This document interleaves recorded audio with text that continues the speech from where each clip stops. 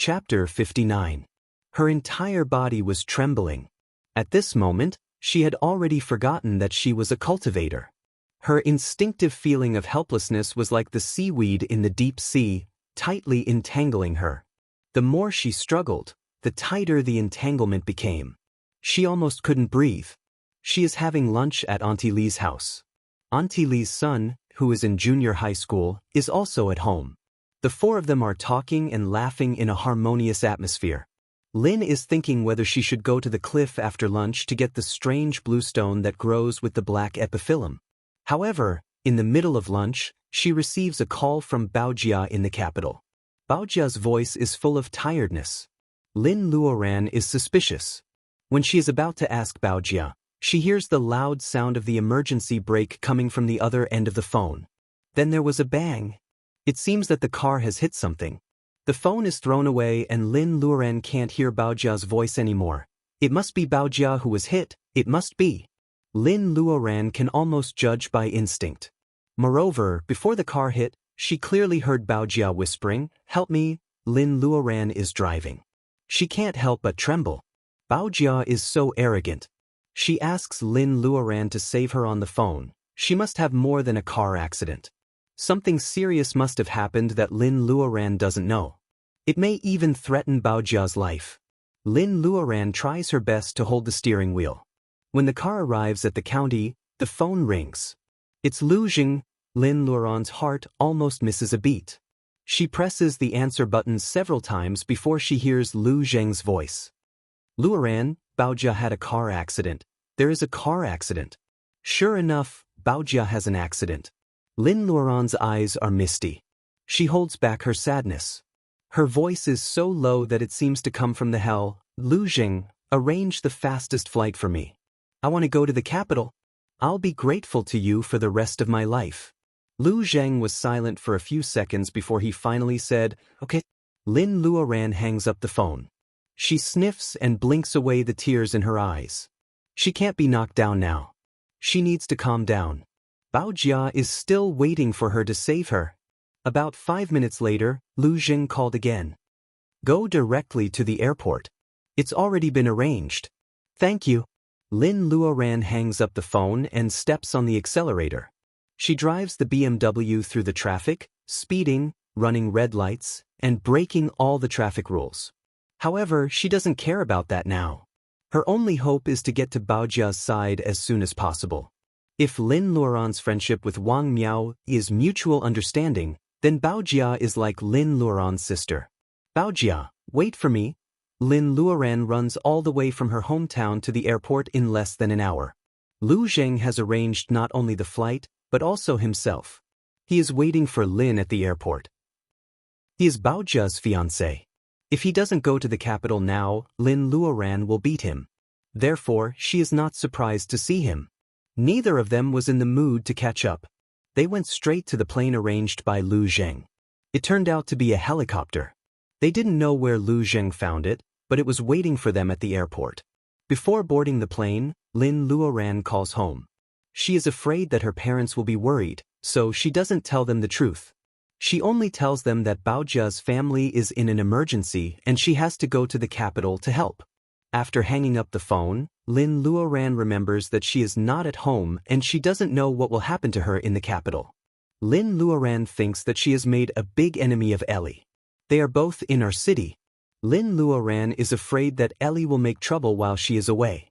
She can't help but look at Lu Jing hesitantly. "If something happens to me, can you take care of my parents for me?"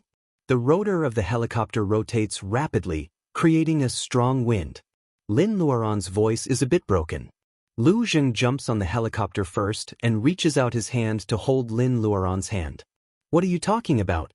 What will happen to you?" Lin Luoran raises her hand and looks at him. Her eyes are as cold as the frozen lake in this season. Lu Zheng's face is reflected in her calm pupils. "I don't believe that you don't know anything. If something happens to Baojia, I can't guarantee what I will do. So, please take care of my parents, okay?" As the helicopter rotates, Lin Luoran's hair is flying in the air, covering most of her face. Only her eyes are calm and not like an ordinary woman.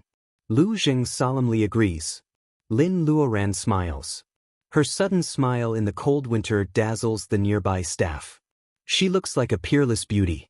However, she doesn't hold Lu Zheng's hand. Instead, she jumps onto the helicopter like a light swallow. Lu Zheng's hand stops in the air. Suddenly, he feels a little pain in his heart. Lin Luoran doesn't even want to touch his hand. She must have some resentment in her heart, resentment that he can't protect Baojia. The helicopter rises to the blue sky. Lin Luoran's side face is frighteningly cold. Lu Zheng wants to say something several times, but he doesn't know how to say it in the face of her sudden indifference. In the end, he can only look out of the window. Looking down from here, the basin is shrouded in clouds all year round over S province. Surrounded by mountains, it is like a fairy mountain. It is always misty, but it is always hard to see a real sunny day, just like his relationship with Lin Luoran. Lin Luoran sits in the seat and has to force herself to run Reiki over and over again to gradually calm down her anxious mood.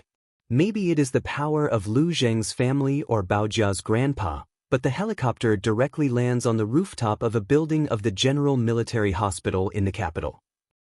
Several core subordinates of Lu's family surround her, as well as a military officer in a military uniform. Lin Luoran guesses that they are Baojia's grandpa's people. She doesn't care about her image and asks the soldier, "What happened to Baojia?" The military officer salutes Lin Luoran, but he looks embarrassed. Finally, he leads Lin Luoran to the operating room where the red light is on. Commander Qin is sitting on a bench outside the operating room, smoking. He only nods when he sees Lin Luoran and Lu Zheng. The person lying in the operating room is his only daughter, who passed away early. The old general who used to be ruddy looks 10 years older all of a sudden. Commander Qin doesn't even break his principle to help Lin Luoran with adoption, but he agrees to let the helicopter land on the rooftop of the hospital. Lin Luoran's heart has been cold since she got off the helicopter. Looking at Commander Qin's face, Lin Luoran can't hold back her tears. "Grandpa Qin, Baojia. How is Baojia?" Commander Qin, an old general who has been through a storm of bullets, stares at the operating room with sorrow in his eyes. His voice is so hoarse that it sounds like silk that has been cut by a blade. "What do you think?" "She has been in the operation. Thank you for coming." The doctor said that the situation is not optimistic. The soldier who leads them here punches the white wall of the hospital. His eyes are as red as a beast's. "Commander, I'm going to kill him to avenge Our Lady." However, he is held tightly by other soldiers and pressed against the wall, unable to move. "Don't be impulsive. You will hurt Our Lady and the commander." It has been several hours since the accident, and she is still in the operation. The situation is not optimistic. Does it mean that the doctor has issued a notice of critical illness? What about "thank you for coming"? Does it? What she has been worrying about is confirmed. Lin Luoran staggers and feels that all her strength is drained away. She is introverted and has always been difficult to get along with. She doesn't have many friends. Except for her parents, the one who treats her the best in her life is not her ex-boyfriend Li Anping, but Qin Baojia, who always says that she will protect her. Chapter 60. Lin Luoran looks up and sees a lady in her 40s. She is wearing a red suit and looks very noble. She is like the moon surrounded by stars. Baojia's life is hanging in the air and everyone is worried. The lady is escorted by a group of bodyguards in black. The red suit is so out of place that Lin Luoran doesn't like it. However, the officer starts to struggle again. He looks at the lady as if he is going to swallow her alive. The lady seems to hate these poor soldiers. She turns her head away and says in a condescending tone, "Commander Qin." Commander Qin raises his head. His pupils contract and he answers coldly, "Mrs. Zhou, it's pointless to say more. Let's follow the procedure." Mrs. Zhou frowns. She takes out a handkerchief to wipe her tearless eyes. "Commander Qin, you know better than anyone else about the Ruan family. This bastard is domineering, but he has always liked Baojia. Even though he knows that she is engaged, he will never hurt her. This must be a misunderstanding." Before Commander Qin can say anything, the officer who is being held down starts to curse. "Misunderstanding?" Miss Zhou is lying in the operating room because of a misunderstanding. Others may be afraid of the Zhou family's power, but Lu Sanchun is not afraid of the Zhou family. Zhou Yaowei failed to force Baojia to marry him and hurt her on purpose. Lin Luoran's eyes are still wet. Hearing this, she suddenly raises her head. Zhou Yaowei did it on purpose. The son of this lady, Zhou Yaowei, wanted to kill Baojia? Seeing that Commander Qin doesn't refute his subordinate's words, Mrs. Zhou becomes anxious. Commander Qin, I came here because of the friendship between our families. Yaowei is such a good boy. How could he hit Baojia on purpose? Please don't be fooled by outsiders. For the sake of Buddha, he is the only son of the Zhou family. If my father-in-law knows about this, I don't know how sad he will be. Then, Mrs. Zhou started to cry. Lin Luoran is sensitive enough to notice that when she says, father-in-law, Commander Qin's anger stops and he seems to be struggling to control himself. Mrs. Zhou's father-in-law is a dead man. Will he be the key person to change Commander Qin's attitude in this accident? No, according to Mrs. Zhou's feeble retort, this is clearly a premeditated murder. Coldness flashes through Lin Luoran's eyes. It seems that Mrs. Zhou is taking advantage of the influence of the Zhou family and the late Mr. Zhou, who has a great influence on Commander Qin. Mrs. Zhou is so arrogant. Instead of apologizing, she brings a large group of people in bright red clothes to make a scene in the hospital. Lin Luoran looks at Lu Zheng, who has been silent since the beginning. His fiancée is lying in the operating room. Facing the mother of his enemy, he chooses to remain silent. Is it because the elders are here that Lu Zheng can't act rashly? Or is it because the Zhou family is so powerful that Lu Zheng has to be afraid? Lin Luoran doesn't know, and she doesn't want to know. She only knows that Baojia is still lying on the operating table and the doctors are saving her. She will not allow anyone to disturb the quiet environment. Never. Mrs. Zhou, if you don't have anything else to say, please leave. As for your son, he will be fine if he didn't do it. If he did, he can't get away with it. Lin Luoran unconsciously says, can't get away with it, with Reiki. Her words echo in the long corridor of the hospital, making people feel that she is inviolable. Mrs. Zhou is frightened by the beautiful woman who suddenly speaks. She is elegant and the capital is a place full of hidden talents.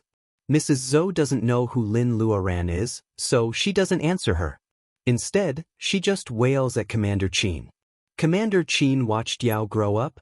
Why does he look like such a person? Lin Luoran notices that Commander Qin is also frowning. Hearing Mrs. Zhou's shrill voice, Lin Luoran feels that she is about to burst into anger. Hey, the door of the operating room suddenly opens. A nurse sticks her head out and says angrily, what are you talking about?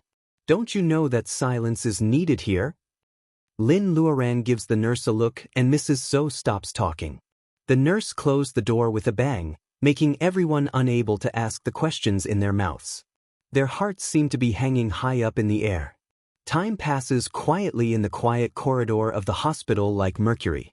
After a long time, the light in the operating room flashes and a doctor in a white coat walks out.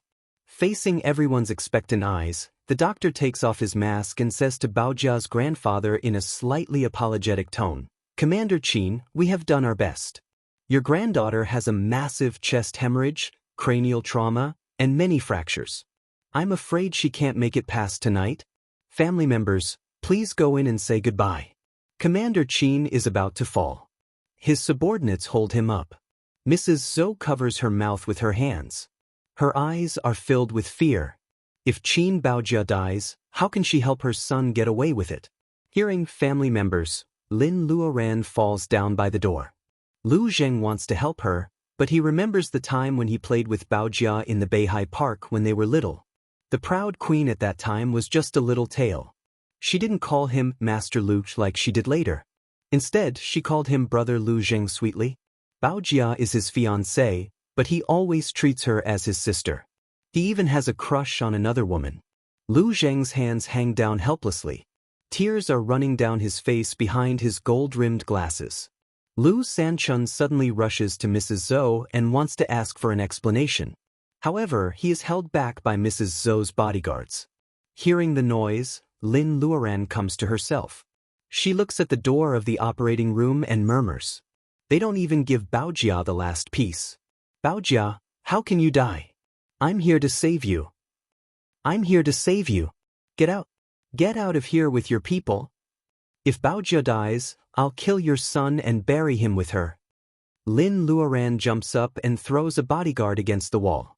The bodyguards let go of Lu Sanchun and come to catch Lin Luoran. However, Lin Luoran slaps them away. Mrs. Zhou is scared out of her wits. She screams, "Don't kill me," and rushes out of the corridor. Seeing that their master has run away, the bodyguards also struggle to get up and follow her. Everyone is startled by Lin Luoran's sudden madness. However, instead of staying quiet after driving Mrs. Zhou away, Lin Luoran grabs Commander Qin's sleeve. Seeing Lin Luoran's face is covered with tears, Commander Qin thinks that his granddaughter has been alone since she was a little girl.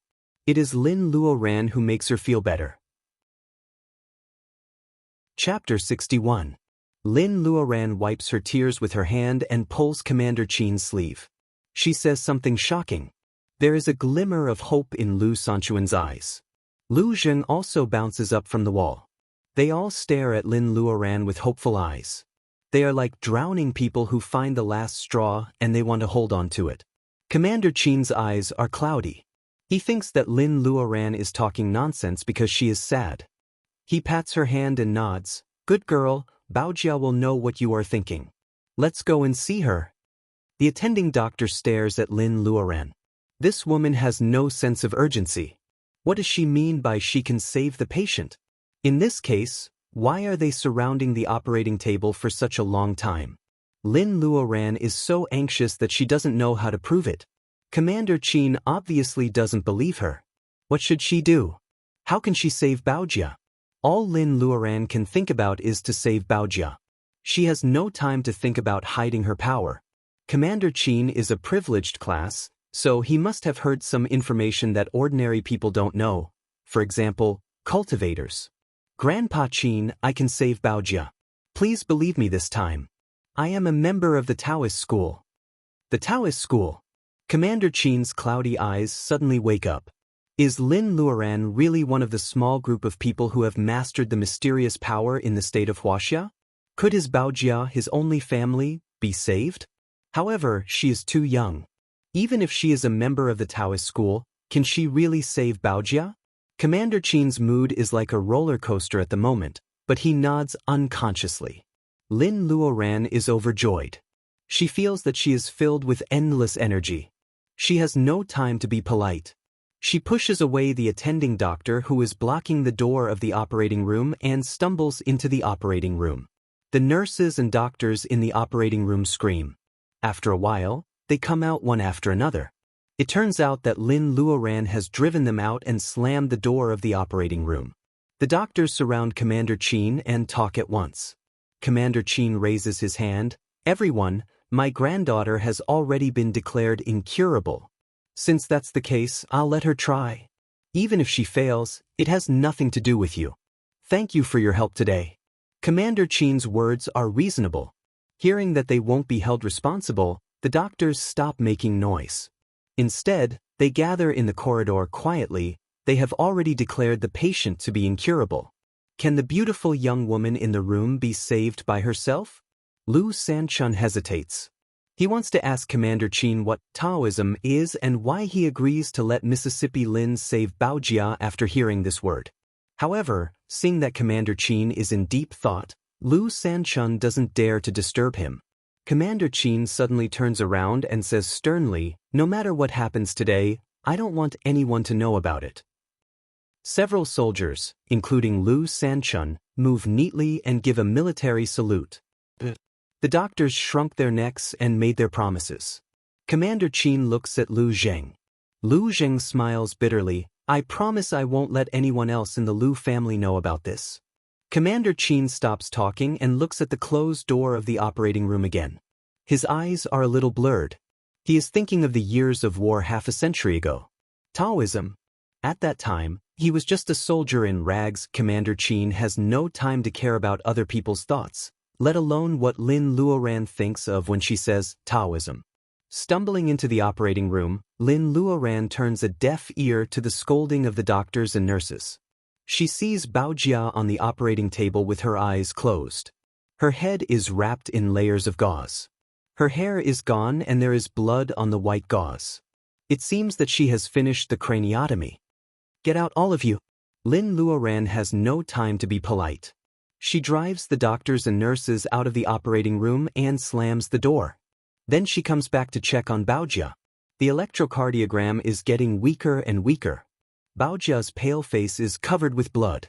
She doesn't look pale and sickly like the heroines in movies at all. Instead, she looks extremely haggard. In Lin Luoran's eyes, the gray fog in the world seems to know that Baojia's life is coming to an end. They are all competing to bully Baojia, who is lying on the operating table. They keep wandering around her and even go in and out of Baojia's body. Lin Luoran puts her right hand on Baojia's body worriedly. When the gray fog meets the dim light of the bead, it runs away from Baojia's body as if it is being chased by ghosts. Baojia's blood-stained face seems to be a little more lively. Can it be that the gray fog can affect people's life and death? Lin Luoran doesn't have time to think about the life and death of her best friend. This idea just flashes in her mind. She talks big in front of Commander Qin. In fact, she is just fighting for a chance for herself and a chance for Baojia. Lin Luoran rushes into the door of the operating room with faith in her heart. Bypassing the initial panic, Lin Luoran regains some calmness at this critical moment. Calm down. She must calm down. She can't panic.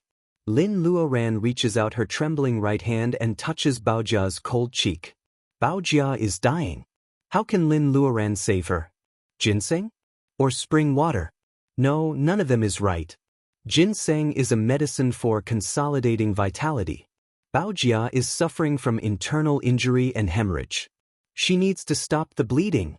She needs to protect Baojia's brain. Thinking of this, Lin Luoran puts her left hand on Baojia's chest and her right hand on Baojia's cold forehead. Lin Luoran runs her Reiki into Baojia's chest and body slowly. Lin Luoran's spiritual mind sees Baojia as the raw jade stones. Since Lin Luoran can see through her own body, there is no reason that she can't see through Baojia's. Calm down, calm down. The buzzing of the electrocardiogram can no longer affect Lin Luoran. She puts her hand on Baojia's body and enters the state of inner vision again in this bloody operating room. At first, she can only see herself. Lin Luoran tries to transfer her spiritual mind to Baojia's body. At first, she can only see that Baojia's vital energy and blood are very weak. If there is a health bar like in the game in reality, Baojia's HP is undoubtedly low. Lin Luoran mobilizes Reiki and fills her eyes. With the help of Reiki and spiritual mind, Baojia's whole body seems to become transparent. Chapter 62. Baojia's internal organs are badly injured. If only the spleen is injured, the doctors would have removed it long ago. However, Baojia's internal organs are all damaged. How could a normal car accident cause such a situation? What happened before Baojia shouted, "Help me"? Lin Luoran suppresses the hatred in her heart. She directs Reiki to nourish Baojia's damaged internal organs while looking at Baojia's head. The extravasated blood in the skull should have been removed by the doctors. Why is there still a lot of extravasated blood? Is it just a craniotomy? It can't be. So many doctors have been busy for a long time. It's impossible that they didn't even remove the extravasated blood. Lin Luoran checks Baojia's brain with doubts. She finds that some small blood vessels in the brain are oozing blood. This is not normal. The human body's self-healing ability is enough to deal with this kind of minor bleeding. Why is Baojia bleeding constantly? Is it all Zhou Yaowei's doing? How did he do it? Lin Luoran hopes that Reiki works. Not just hope, but must work. Lin Luoran sends a stream of Reiki to Baojia's skull to repair the blood vessels. Even if the blood vessels are broken, Lin Luoran will block them with Reiki.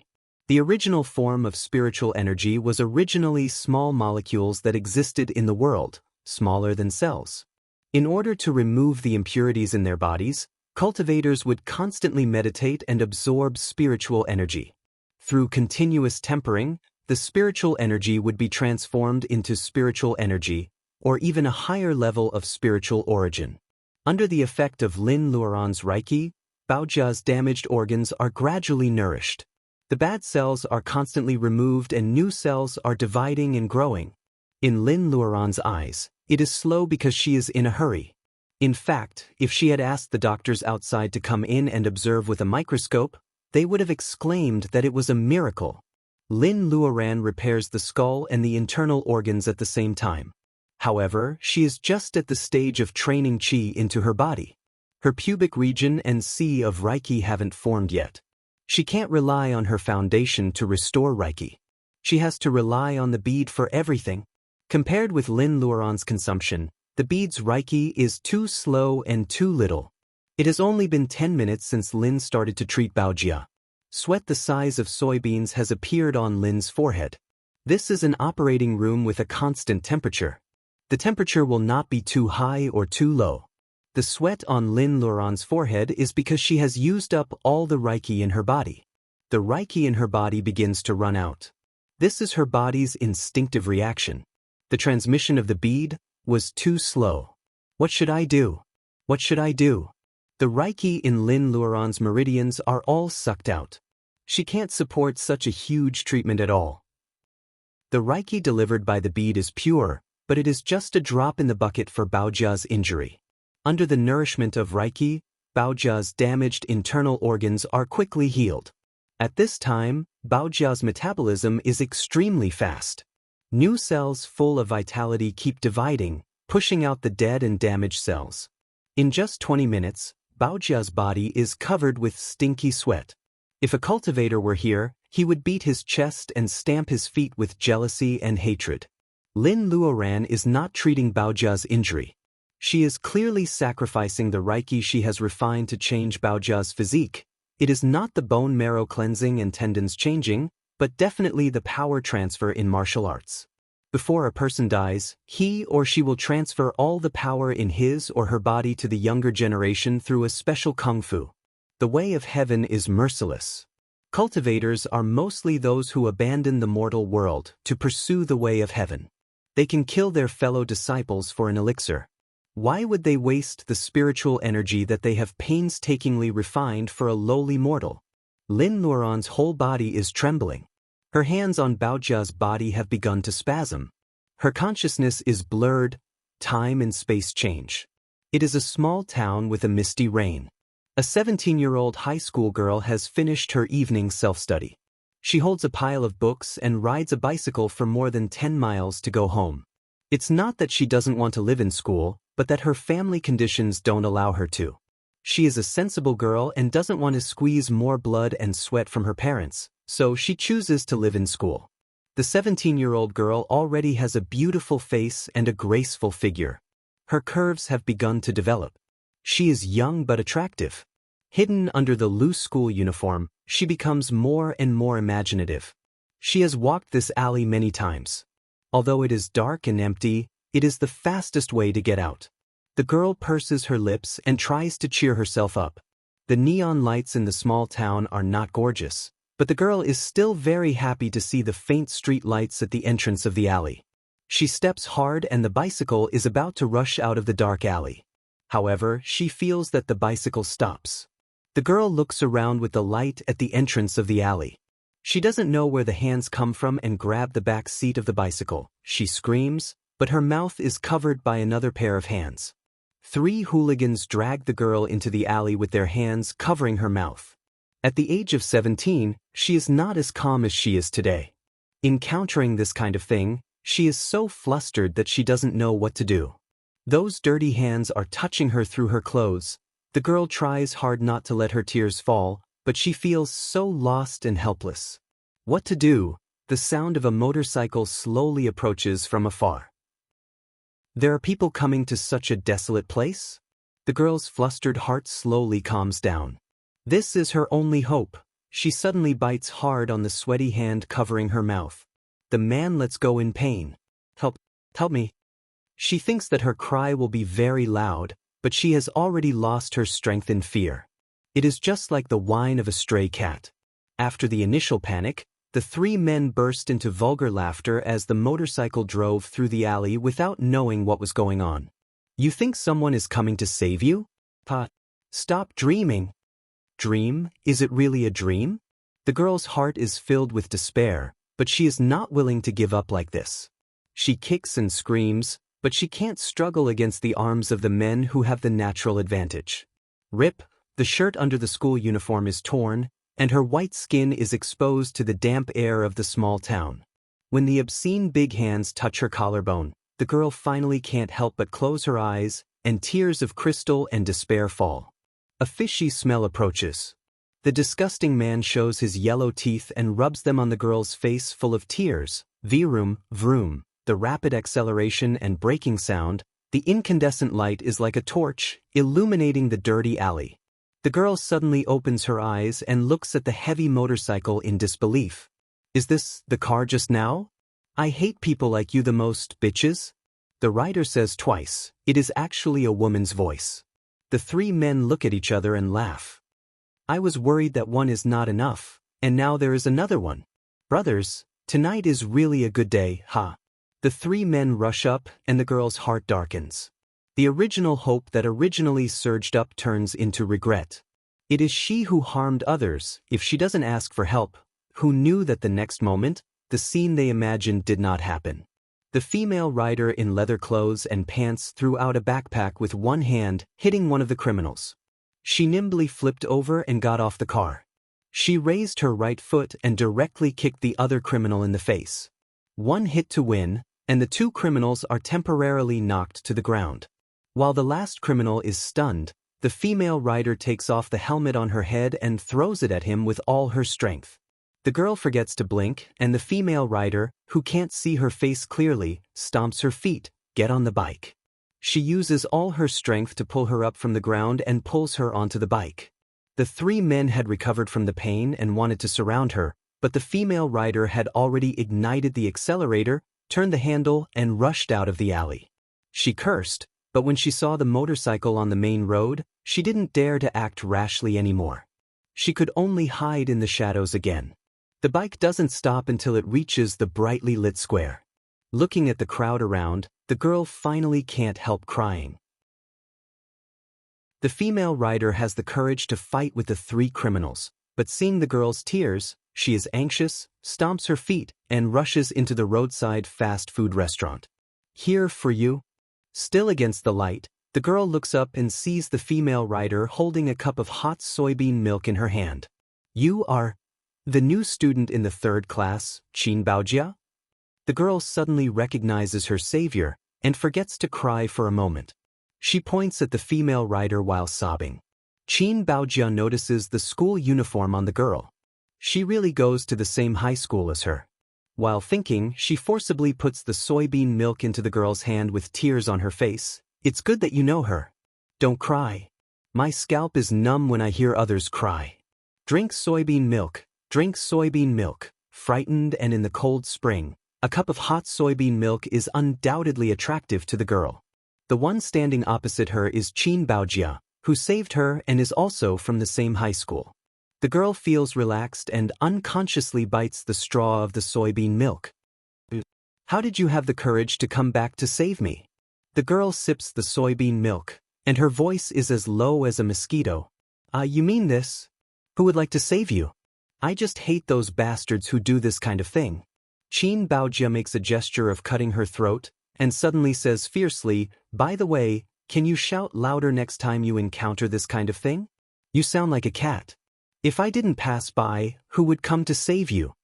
Although Chin Baojia doesn't admit that she deliberately turned back to save her, and her attitude is also fierce, the girl feels that Chin Baojia, who is said to be very difficult to get along with and famous in the whole grade, is actually as warm as the cup of soybean milk in her hand. Lin Luren, my name is Lin Luren. From now on, you are my good friend. When you are in danger, I will also come to save you. Lin Luoran raises her head and solemnly promises, but Chin Baojia sneers, drink your soybean milk. Who do you want to save when you are a punching bag? Lin Luoran lowers her head because of her laughter, and she can't help biting the straw hard. If Chin Baojia didn't save her, according to her character, she would probably die in that alley after being insulted. I am serious. I owe you my life. I swear that I will definitely come to save you when you are in danger. The The feeling of exhaustion of meridians hits Lin Luoran's consciousness. The promise she made on that night 10 years ago supports her to be strong and supports her belief that she won't give up until the last moment. She is carrying more than one life. She hasn't paid back the life she owes to Baojia, so she can't fall down. Lin Luoran grits her teeth and draws out the last trace of Reiki to nourish her meridians. Then she can't hold it anymore and falls beside the operating table. At the last second before losing consciousness, Lin Luoran feels desperate. Is she still unable to save Baojia? Chapter 63. Silly girl. The sigh seems to come from the fairy mountain in the sky, simple and desolate. The sigh only lasts for a breath and then disappears in the blink of an eye. However, it carries the breath of reincarnation. Lin Luoran, who is in a coma, can't hear it. In fact, even if she is awake, she won't be able to detect the sigh because of the difference between their realms. After the sigh, the bead rises slowly. A strong suction pulls Lin Luoran's arm up and then she stands up. Lin Luoran's eyes are still closed, but her hands are moving. The fingertips of her right hand move slightly. Mysterious lines appear under her fingers little by little. At last, they form a simple and profound pattern, shining with a faint golden light in the air. In fact, at this time, the earth is no longer a holy land for cultivation. Most of the land is occupied by the gray fog. The remaining Reiki has been contaminated by the fog for a long time and become irritable. It is no longer suitable for cultivators to absorb. However, the moment the golden pattern appears in Lin Luoran's hand, it starts to absorb the thin and irritable Reiki in the air. The agitated Reiki molecules are like naughty children meeting their kind mother. They are rebellious at first, but they gradually feel scared and admit their mistakes. In the end, they all snuggle up to their mother. More and more Reiki come into being. The molecules rush to tell each other like children receiving candy. After a quarter of an hour, more and more Reiki surround the golden pattern. It becomes peaceful and quiet. Lin Luoran is in a coma. Her fingers are changing gestures unconsciously. However, in her deeper consciousness, she seems to see a figure with fluttering sleeves writing an unrecognizable pattern in the air. Subconsciously, Lin Luoran wants to imitate that pattern. The Reiki come closer and closer. With Baojia's operating table as the center, it cleans the air around the hospital and sweeps away the gray fog. At this moment, all the people in the military hospital, doctors and patients, feel that they can breathe easily. It seems that the quality of the air has suddenly improved. Outside the operating room, Commander Qin, who has been waiting for a long time, feels the change in the air. His eyes light up with joy. This feeling is so similar. Is it her who is performing the spell? Soldiers who are full of hostility are actually the most aware of the changes in the environment. Lu Sanchun also opens his eyes wide. He did not have the concept of Taoism in his mind, so he did not know what was going on inside. However, he instinctively sensed that some rather supernatural changes must have taken place in the operating room. Is there hope for Miss? Lu Sanchun's heart is in his throat. At the same time, an ordinary-looking black Audi happened to pass by the military headquarters. Suddenly entering such an environment, an old man sitting in the back seat, who was coughing nonstop, shuddered and revealed a look of disbelief. Stop the car. The driver was also over 50 years old. He could not remember how many years it had been since the old man had used such an urgent tone. He quickly stepped on the brakes. Grandpa, what's wrong? The old man's body was getting worse, and the driver was quite worried, thinking that he was not feeling well again. Seeing the old man's car suddenly stop, many men in black got out of the cars in front and behind him and surrounded the Audi. A guard who seemed to be the leader walked up and looked around cautiously. He asked the driver in a low voice, "What's going on?" The driver shook his head and pointed at the old man in the back seat who had his eyes closed as if he was sensing something. The old man endured the violent shock in his mind and opened his eyes. "You all leave. Drive the car to the side of the road, as close to the hospital as possible." The leader of the guards left, and the driver also started the car and parked it on the side of the road. He had been with the old man for the longest time, so he couldn't help but ask, Grandpa, the old man coughed. Don't worry. There is a master in the hospital. Such pure and auspicious Reiki is very good for this old man who should have died long ago. Thinking of the old man's illness for many years, the driver, who knew a lot about these things, wanted to say something but hesitated. He was struggling. The old man knew him very well. He waved his hand. He can mobilize such a large range of Reiki and is not afraid of backfire. I guess he is the only living ancestor. Besides, he is in a place like the hospital, so he must be performing a spell to save people. It is our blessing to be able to absorb the Reiki mobilized by the ancestor at such a close distance. How dare I disturb him? Don't mention your idea. Then he closed his eyes and actually entered the state of meditation on the side of the street. The driver, who was over 50 years old, struggled for a moment and sighed silently. In the end, he stayed in the car quietly and guarded the old man.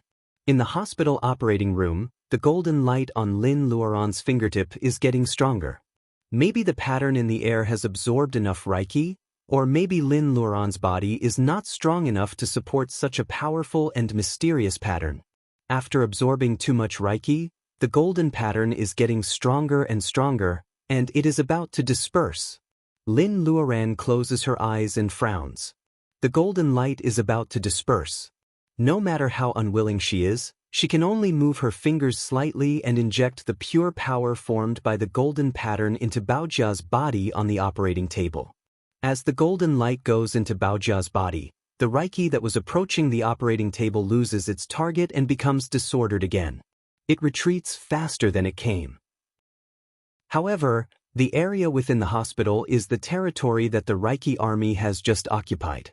The gray fog that was forced far away from the general hospital of the military region can't come back for a while, let alone the operating room where the sacred bead is. Outside the hospital, the old man in the back seat of the black Audi slowly opens his eyes and wakes up from the state of meditation. The look in his eyes changes, but he doesn't dare to disturb the master who has finished performing the spell in the hospital. He orders the cars to start again and the cars disappear in the surging traffic of the capital. Lin Luoran, who has been mistaken as a master, knows nothing about what has happened. After the golden light goes into Baojia's body, Lin Luoran, a marionette, loses control and falls heavily on the edge of the operating table. The operating room is quiet. The golden light is obviously much more powerful than Lin Luoran's Wakan. Before the golden light goes into Baojia's body, the golden light starts to disperse and the spell has failed. However, the remaining power quickly nourishes Baojia's seriously damaged internal organs and completes the last step for Lin Luoran, completely improving Baojia's physique. Commander Qin hears the sound of Baojia falling to the ground and realizes that something is wrong. After struggling for a long time, he opens the door and takes a look. Lin Luoran has fainted on the ground and Baojia is still lying on the operating table. Did the spell fail? Doctor, come in. Lu Sanchun rushes in first, followed by Lu Zheng. Then a large group of doctors and nurses rush in. Doctor, the patients, the electrocardiogram. A sharp-eyed nurse sees the changes on the electrocardiogram and she is so surprised that she can't speak clearly. The attending doctor is surprised at first, and then he yells, "Check the patient's status. The electrocardiogram is stable. Start the rescue immediately. Breathing is normal. Heartbeat is normal. Pupil light sensitivity is normal." Not only the attending doctor, but everyone present also heard the data, from dying to normal. The beautiful woman who had fainted on the ground, had she created a miracle? Chapter 64. On the top of the cliff, the mountains are surrounded by clouds and mist. The land of China is still a land of water and swamps. Miasma is everywhere. Birds, beasts, flowers and plants are everywhere. There are tigers with wings under their armpits, giant snakes that are dozens of feet long, golden eagles that can cover trees when they open their wings, huge poisonous toads with bulging backs. Beautiful mountains and swamps coexist with poisonous miasma. This is a chaotic era where people have just developed intelligence. It seems that there is no one on the earth. Until one day, a figure wearing a robe with wide sleeves suddenly appears on the cliff. The figure stands alone on the top of the mountain with long hair dancing in the wind. It is hard to tell whether the figure is a man or a woman. For this man, the tiger lowered its head, the eagle landed on the ground, and the snake swam up from the swamp to worship him. All kinds of poisonous insects and beasts retreated, quickly disappearing in front of the man in the long robe. However, the man in robe turns a blind eye to the outside world. He just raises his right hand and writes the pattern that Lin Luoran wrote when she was unconscious. On his jade-like wrist, a bright pearl shines brighter and brighter than the sun in the sky. The golden light quickly gathered under the hand of the man in the robe and became brighter and brighter. It seemed that only the hand, the bead, and the glowing golden pattern were left in the world. The background of the primitive world was almost eclipsed by such a splendid spell.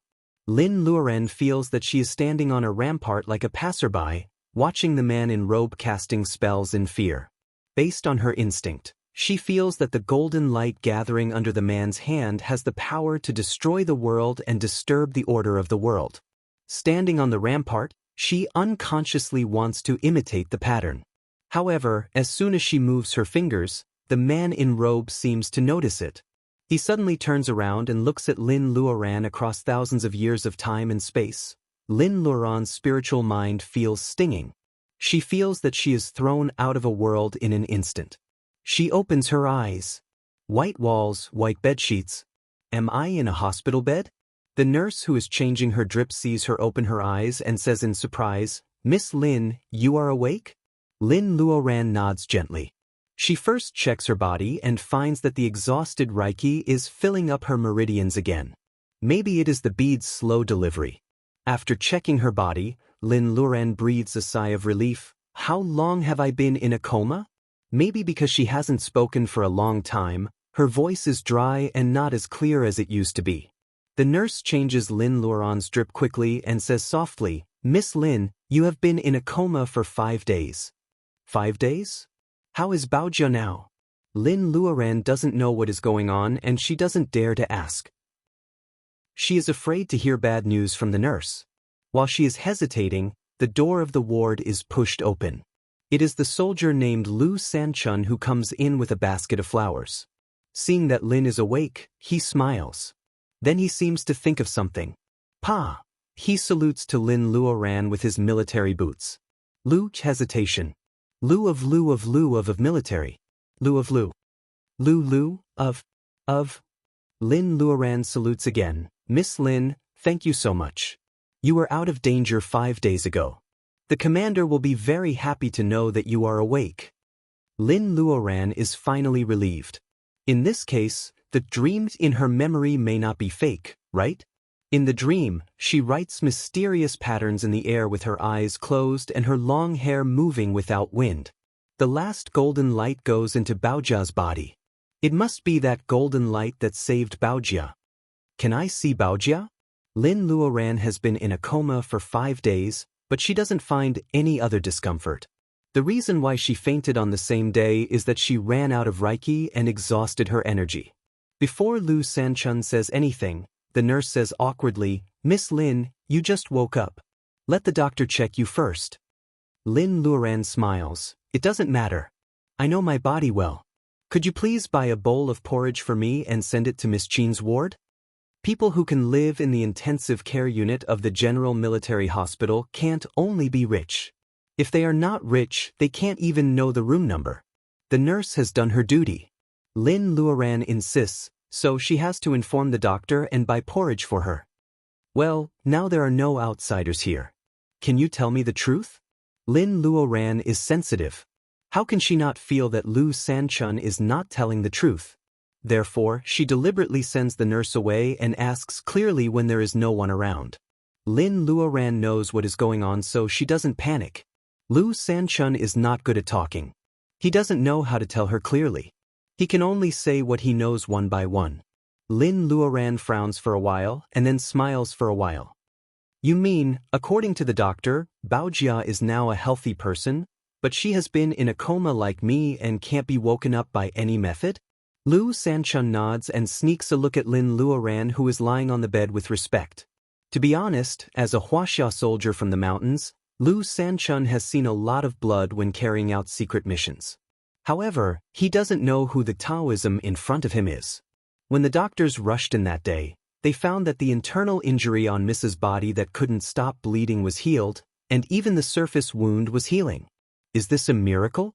Lin Luoran thinks for a moment but can't understand it. She opens the book and gets out of bed. She is wearing a loose hospital gown. Fortunately, her clothes have been washed and hung in the cabinet.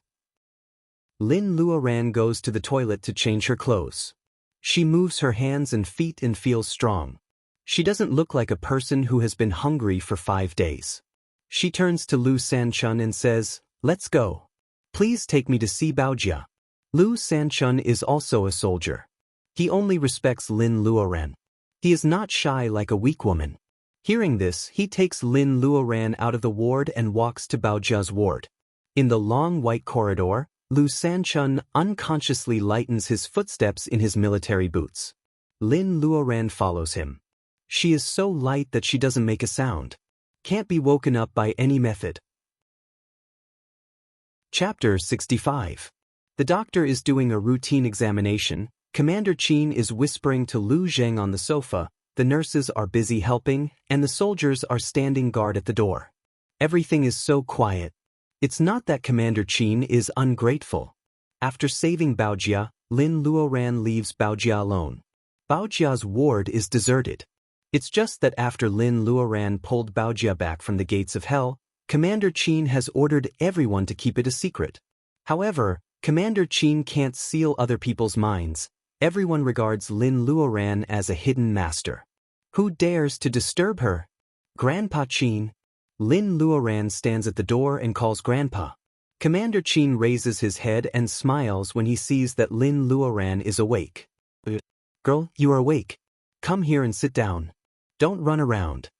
The girl is a little hesitant.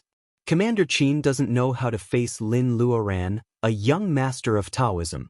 Lin Luoran understands this, but she doesn't say much. If she insists on expressing her position now, it will make her seem distant. She might as well let it go. Baojia's grandpa is used to it, so everyone will be the same as before. "I'm here to see Baojia. I heard from Officer Lu that she hasn't woken up yet." Commander Qin is not worried about this. Taoism has thousands of magic arts. Since Baojia can be pulled back from the gates of hell, Commander Qin won't let her sleep forever. Even if Baojia becomes a vegetable, there is still a chance for her to wake up, which is better than death. Commander Qin is quite open-minded.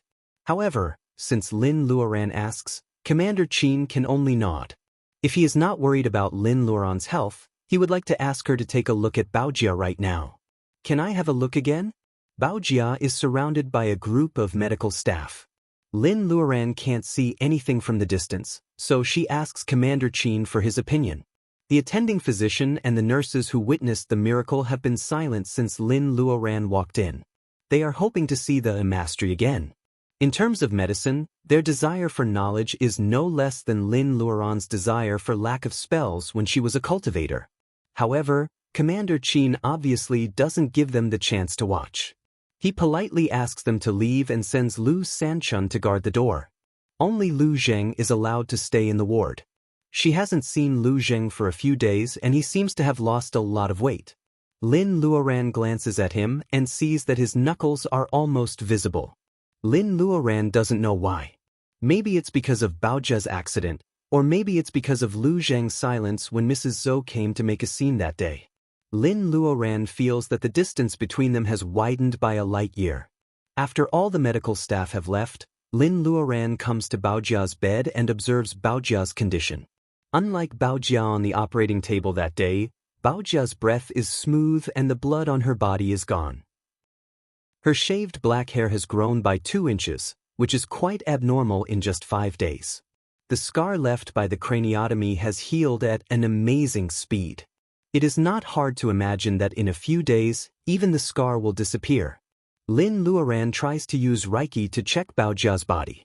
Baojia's metabolism is very fast, her damaged internal organs are as good as new, and her qi and blood are even more vigorous than ordinary people. But why does she keep sleeping? Lin Luoran feels that she has missed something, so she checks again. There is nothing wrong with the internal organs. Lin Luoran turns her eyes to Baojia's meridians. She was going to skip it, but after a cursory check, she finds something surprising. Those silver threads are swimming. Lin Luoran doesn't see them every day. If they are not Reiki, what are they? Mortals didn't know how to meditate and exhale. Even if they were lucky enough to have spiritual energy and spiritual materials enter their bodies, it would only take effect for a brief moment. After that, the spiritual energy would escape from the body and never stay in the meridians of the body. Take the palm strike between Lin Luoran and Mu Tianan as an example. Mu Tianan is a master of martial arts, but he has no foundation of cultivation.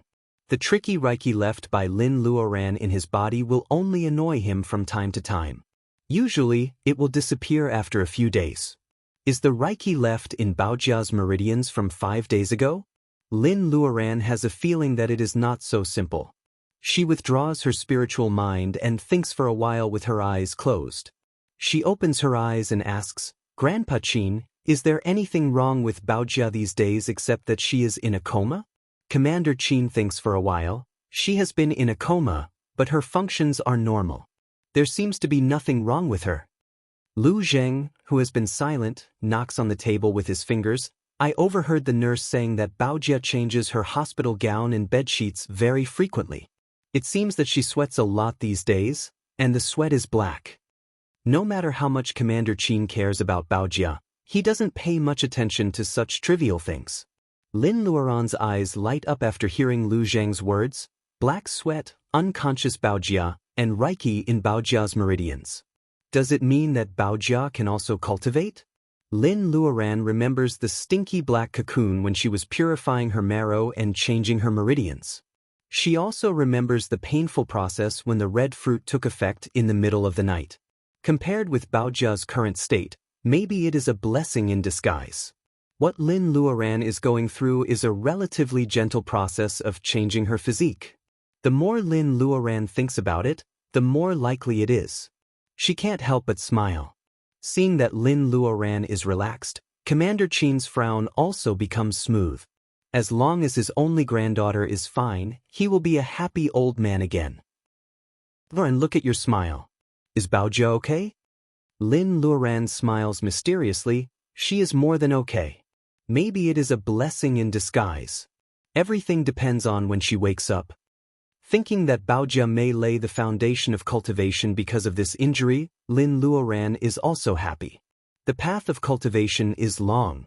Lin Luoran has always been worried that one day her family and friends will not be with her for a long time. Now, although her parents haven't made any progress in breathing, at least Baojia has taken a step forward.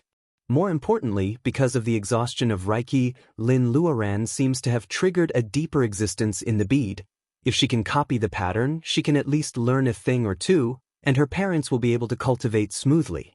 Since Baojia's accident, the haze hanging over Lin Luoran's head is swept away. A big worry in her heart is solved, and Lin Luoran's state of mind has been improved in a short time. Influenced by her, the atmosphere in the ward becomes relaxed. Chapter 66. The smile on Commander Qin's face disappears. Isn't he being detained by the branch office? Baojia can be saved and he will definitely be charged with attempted murder. How dare the Zhou family protect him? What kind of law is this? Commander Qin's kind grandfatherly side disappears instantly. He finally shows a little bit of the vigor of a soldier. Grandpa Qin, don't be angry. Let's hear what Officer Lu has to say. Seeing that Commander Qin is so angry, Lin Luoran is worried about Commander Qin's health and comforts him gently. After all, Commander Qin has just recovered from the shock of Baojia's death.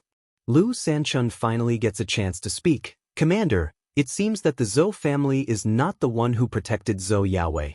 The branch office gave a vague statement. It is said that there is a secret department involved. I don't have enough authority to know more details. Secret department? Something like dragon groups that often appears in novels? Lin Luoran frowns. It is normal for the government to have a secret department that ordinary people don't know about. However, it is not normal for the government to protect a murder suspect unless the suspect is not an ordinary person. Thinking of Baojia's bleeding cerebral vessels and damaged internal organs, Lin Luoran feels that all the mysteries are focused on Zhou Yaowei, a playboy who dares to hit people with a car. Commander Qin is both happy and worried to hear that the Zhou family is not the one who protected Baojia. Baojia is killed by the only son of the Zhou family. The influence of this incident in the capital is far greater than that of the incident itself. The conflict between the Zhou and the Qin family has escalated into a conflict between the military and the government. In peacetime, the military of the state of Huaxia is not as powerful as it was during the war. The situation is even more obvious when it comes to the leader of a country. It is like the difference between the civil and the military in the feudal system. It is good enough that they don't fight each other, let alone get along well with each other. The Zhou family is in politics and the Qin family is in the army. They have been working together for decades. Now they have to be compared with each other. As time goes by, they will become enemies. Now the only son of the Zhou family is committing murder in the capital. People who don't know the truth think it's a normal traffic accident. However, people who are qualified to know the truth know that Mr. Zhou is killing people in the street.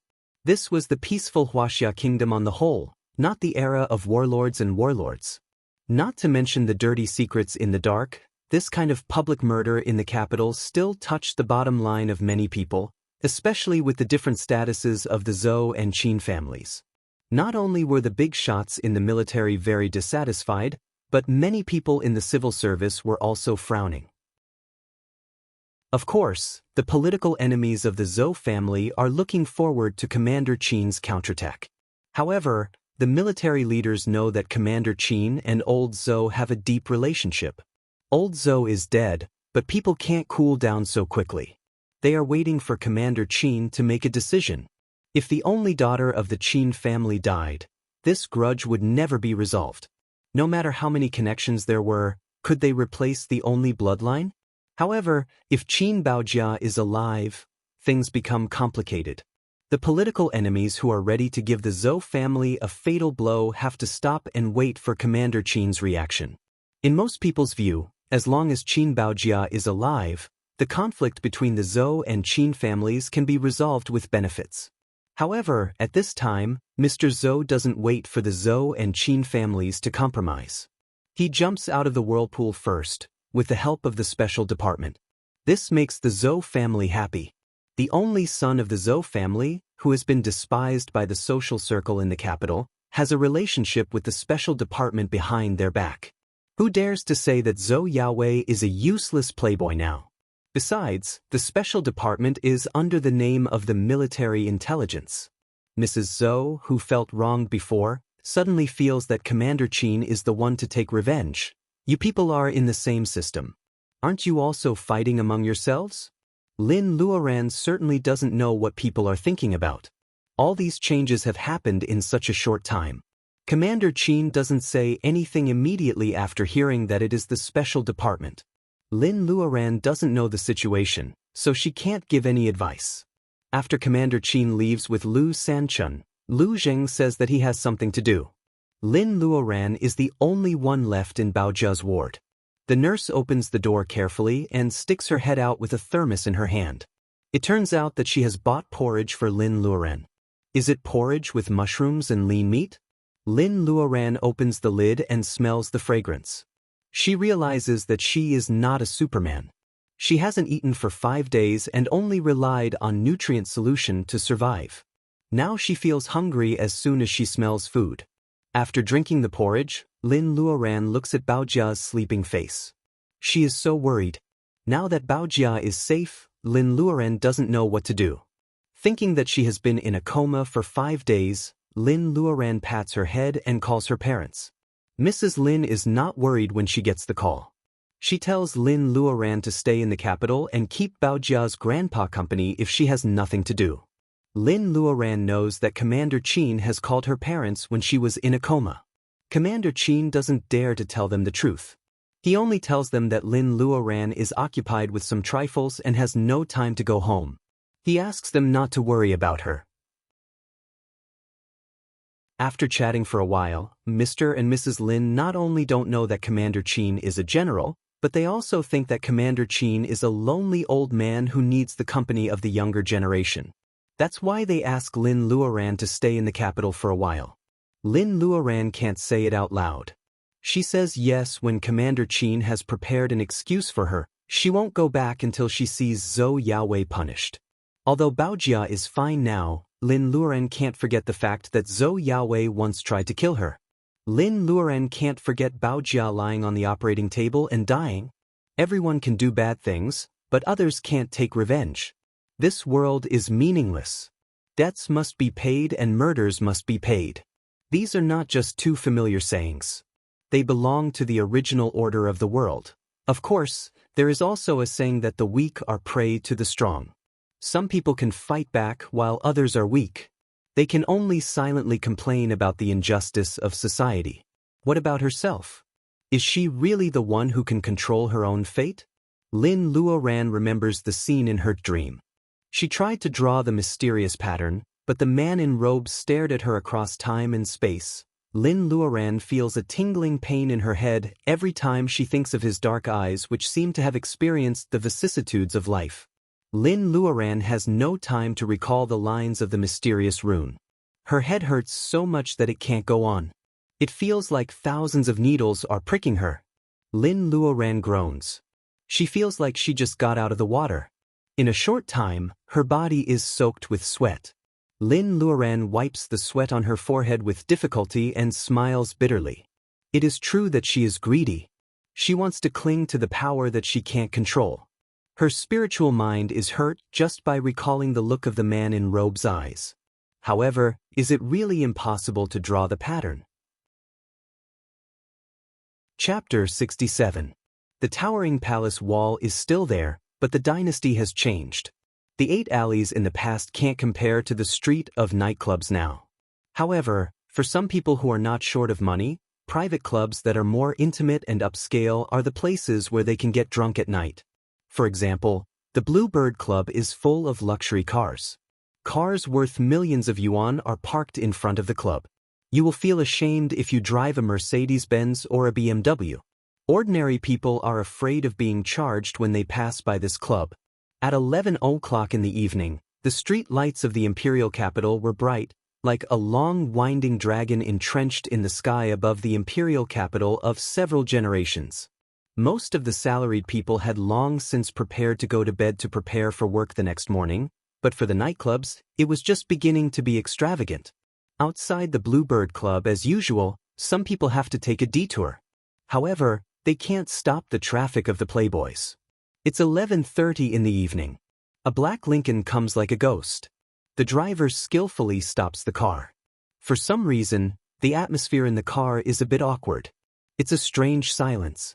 After a while, the taciturn driver frowns and says, "Are you sure you want to go?" Sitting in the back seat was a beauty wearing a long dress and silver eyeshadow that made people reluctant to look away. Hearing this, she smiles. "You all have concerns, but I'm different. As I said, if something happens to me, please take care of my parents for me." The driver wants to say something but stops on second thought. Finally, he hands a card to the beauty. It's the membership card of the Bluebird Club. People will break their heads to buy it. However, the driver gives it to the beauty casually. Sure enough, the places where the rich come are different from ordinary people. The beauty flicks the card with her nails. Her expression is unspeakably arrogant, but also charming. The driver sees this expression from the rearview mirror. He feels a pain in his heart. He wants to say something, but the beauty puts away the card and opens the door. Like a graceful and beautiful red-crowned crane, she gets off the car and walks away. As soon as Lin Luoran gets out of the car, she attracts everyone's attention. Whether it was the docile doorman, the big-bellied boss who had just gotten out of the luxury car, or the young masters who had already turned around and thought that they were elegant, none of them could bear to move their eyes away. Lin Luoran, who is almost 1.7 meters tall, is wearing a pair of silver stilettos. Her long hair is wavy and she is wearing a new dress made by a famous designer. She had a tall and slender figure, porcelain-like skin, delicate facial features, and a pair of spirited and deep eyes. Coupled with a thin layer of powder, she was elegant and charming, and had a mysterious and inviolable look. Many people were attracted to her, but they couldn't help but feel ashamed of their own inferiority and didn't dare to go up and talk to her easily. Lin Luoran doesn't look at him and walks to the gate. The doorman looked at the Bluebird membership card in her slender fingers, and his sneaky eyes disappeared, leaving only a respectful expression.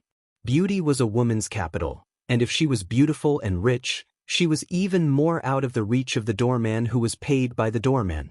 The hall of the Bluebird is low-key, but it is also meticulous. The details show their true colors. Lin Luoran is holding a membership card, and some things here can't be exposed to the public. Naturally, there is no need to register which card belongs to which person.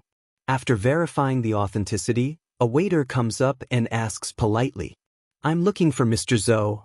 Lin Luoran is a female guest, and the waiter is a handsome young man. He is a little embarrassed when he hears that Lin Luoran is looking for Zhou Yaowei.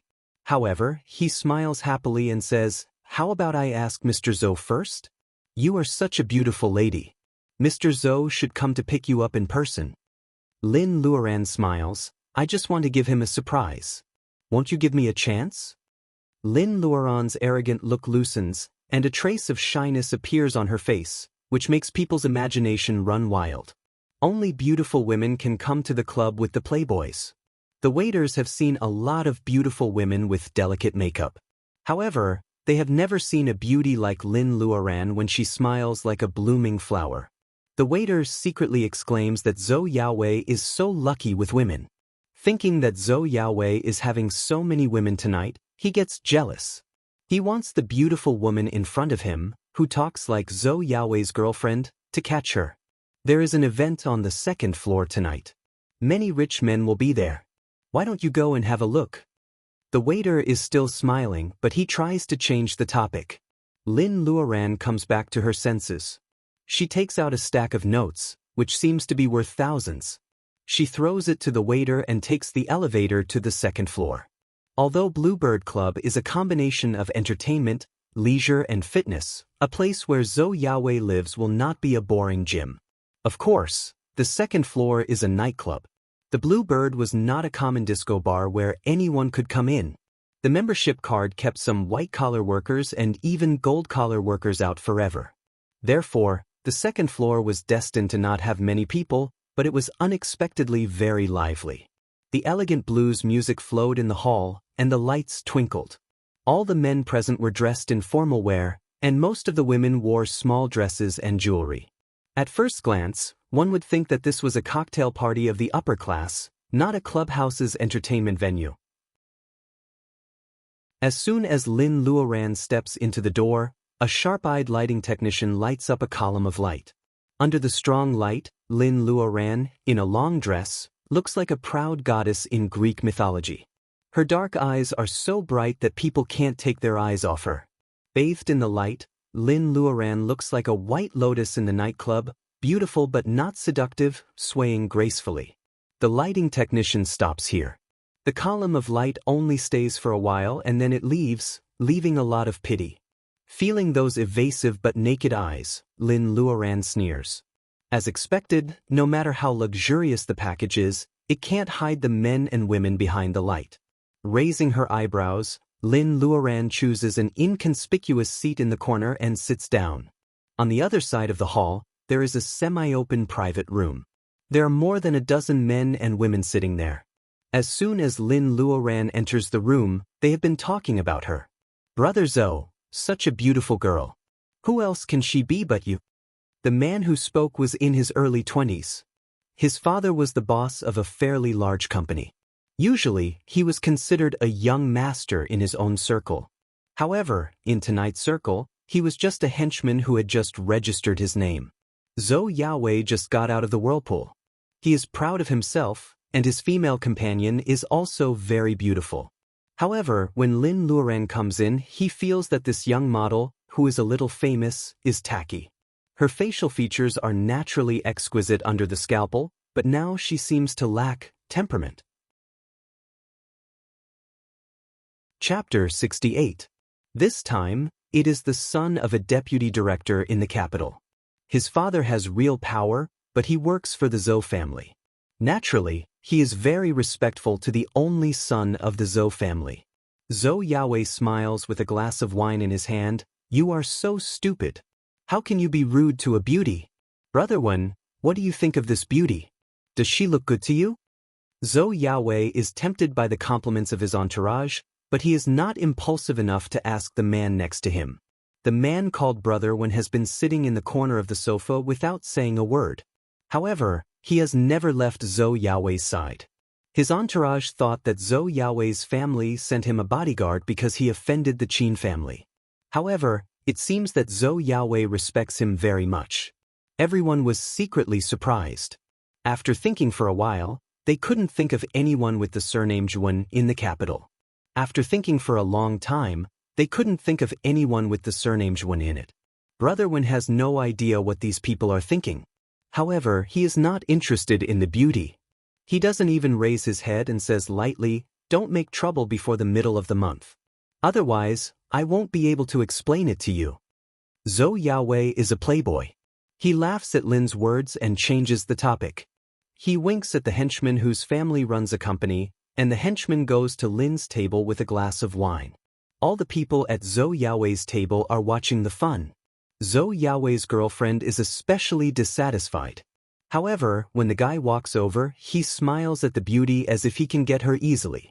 Everyone is filled with regret and disappointment. However, as soon as she smiles, a glass full of wine is thrown at the henchman's face. Mr. Yu's smile freezes on his face. If he didn't come here to test Zhou Yaowei, he would have thrown away his shitty demeanor of not fighting with women. Zhou Yaowei's people all laugh, saying that this is a wild horse. Mr. Yu comes back with a dirty face. Zhou Yaowei pats him on the shoulder without asking why the wine was thrown at him. It's hard to accept a beauty's kindness. You is so lucky. Everyone laughs. Mr. Yu wipes the wine off his face. Hearing Zhou Yaowei's words, he thinks of Lin Luoran's stunning smile. Brother Zhou, looks like we still need you to step in. That's right, that's right. Only beauties with a fiery temperament are attractive. All the playboys start to flatter Zhou Yaowei. Zhou Yaowei's female companion says sourly, Lord Zhou, this woman is so rude. It's not easy to deal with her. Zhou Yaowei pinches her face. Are you jealous? I just like your sour look. Although he says so, he doesn't care about the feelings of these women. He takes a glass of wine and goes to Lin's table. Under the light, Lin Luoran's profile is stunningly beautiful. Her deep eyes seem to suck people's souls little by little. Figure, temperament, appearance. Zhou Yaowei gives full marks to the beauty in front of him in his heart. However, he also feels strange that such an outstanding beauty should have heard about her in the social circle of the capital. This beautiful lady, my companion was rude just now. I apologize on his behalf. Lin Luoran says with a faint smile, you are funny. Do you need to apologize for someone else's mistake? Zhou Yaowei didn't expect that Lin Luoran would give him a tip so easily. He pretends to be a British ruffian and shrugs. Actually, it's all excuses.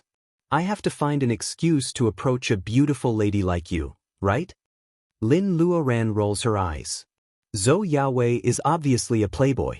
Mrs. Zhou had the nerve to say that Zhou Yaowei was obsessed with Baojia that day in the hospital. Zhou Yaowei must have pestered Baojia and felt that he had lost face as a playboy. That's why he did that. Somehow, Lin Luoran feels that Zhou Yaowei has a faint smell of blood, which makes her instinctively feel repulsed. In the blink of an eye, the feeling disappears like an illusion. Thinking of the master in Zhou Yaowei's group, Lin Luoran decides to stay put. She sneers, since I don't show respect to him, why should I show respect to you? Zhou Yaowei doesn't expect that Lin Luoran will change her attitude so quickly. He smiles awkwardly. Lin Luoran laughs again. I was in a bad mood just now and spilled wine on your friend. I'll go with you to apologize. Lin Luoran ignores Zhou Yaowei's expression and stands up. Seeing Lin Luoran's flirtatious expression, Zhou Yaowei feels that 10 cats are scratching him at the same time. He grits his teeth and can't help but yearn for her.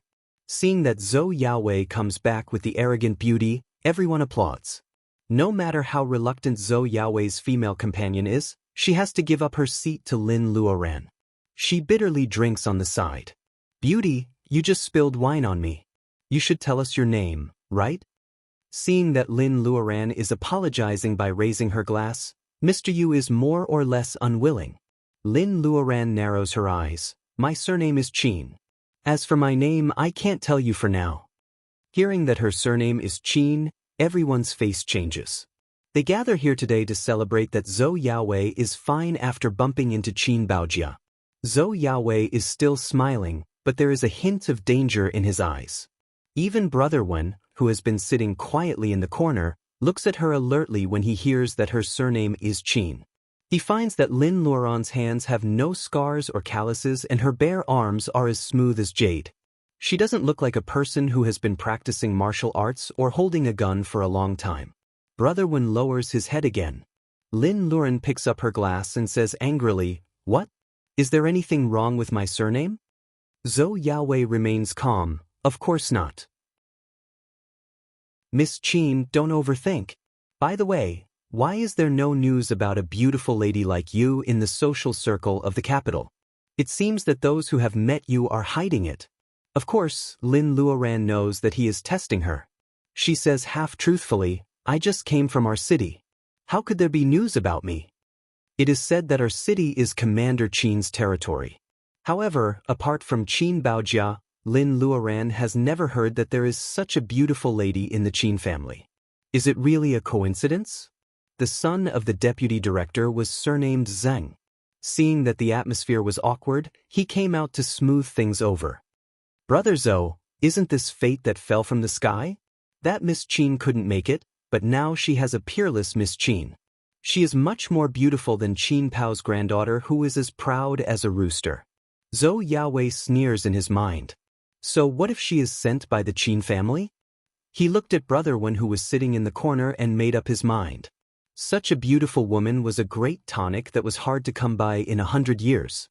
Why should he expose her and scare away this beautiful woman who seemed to have ulterior motives? Zhou Yaowei is tempted. His body exudes the air that makes Lin Luoran extremely uncomfortable and disgusted. Brother Wen raises his head and gives Zhou Yaowei a warning look. Chapter 69. Walking out of the back door of the Bluebird Club was a dark alley.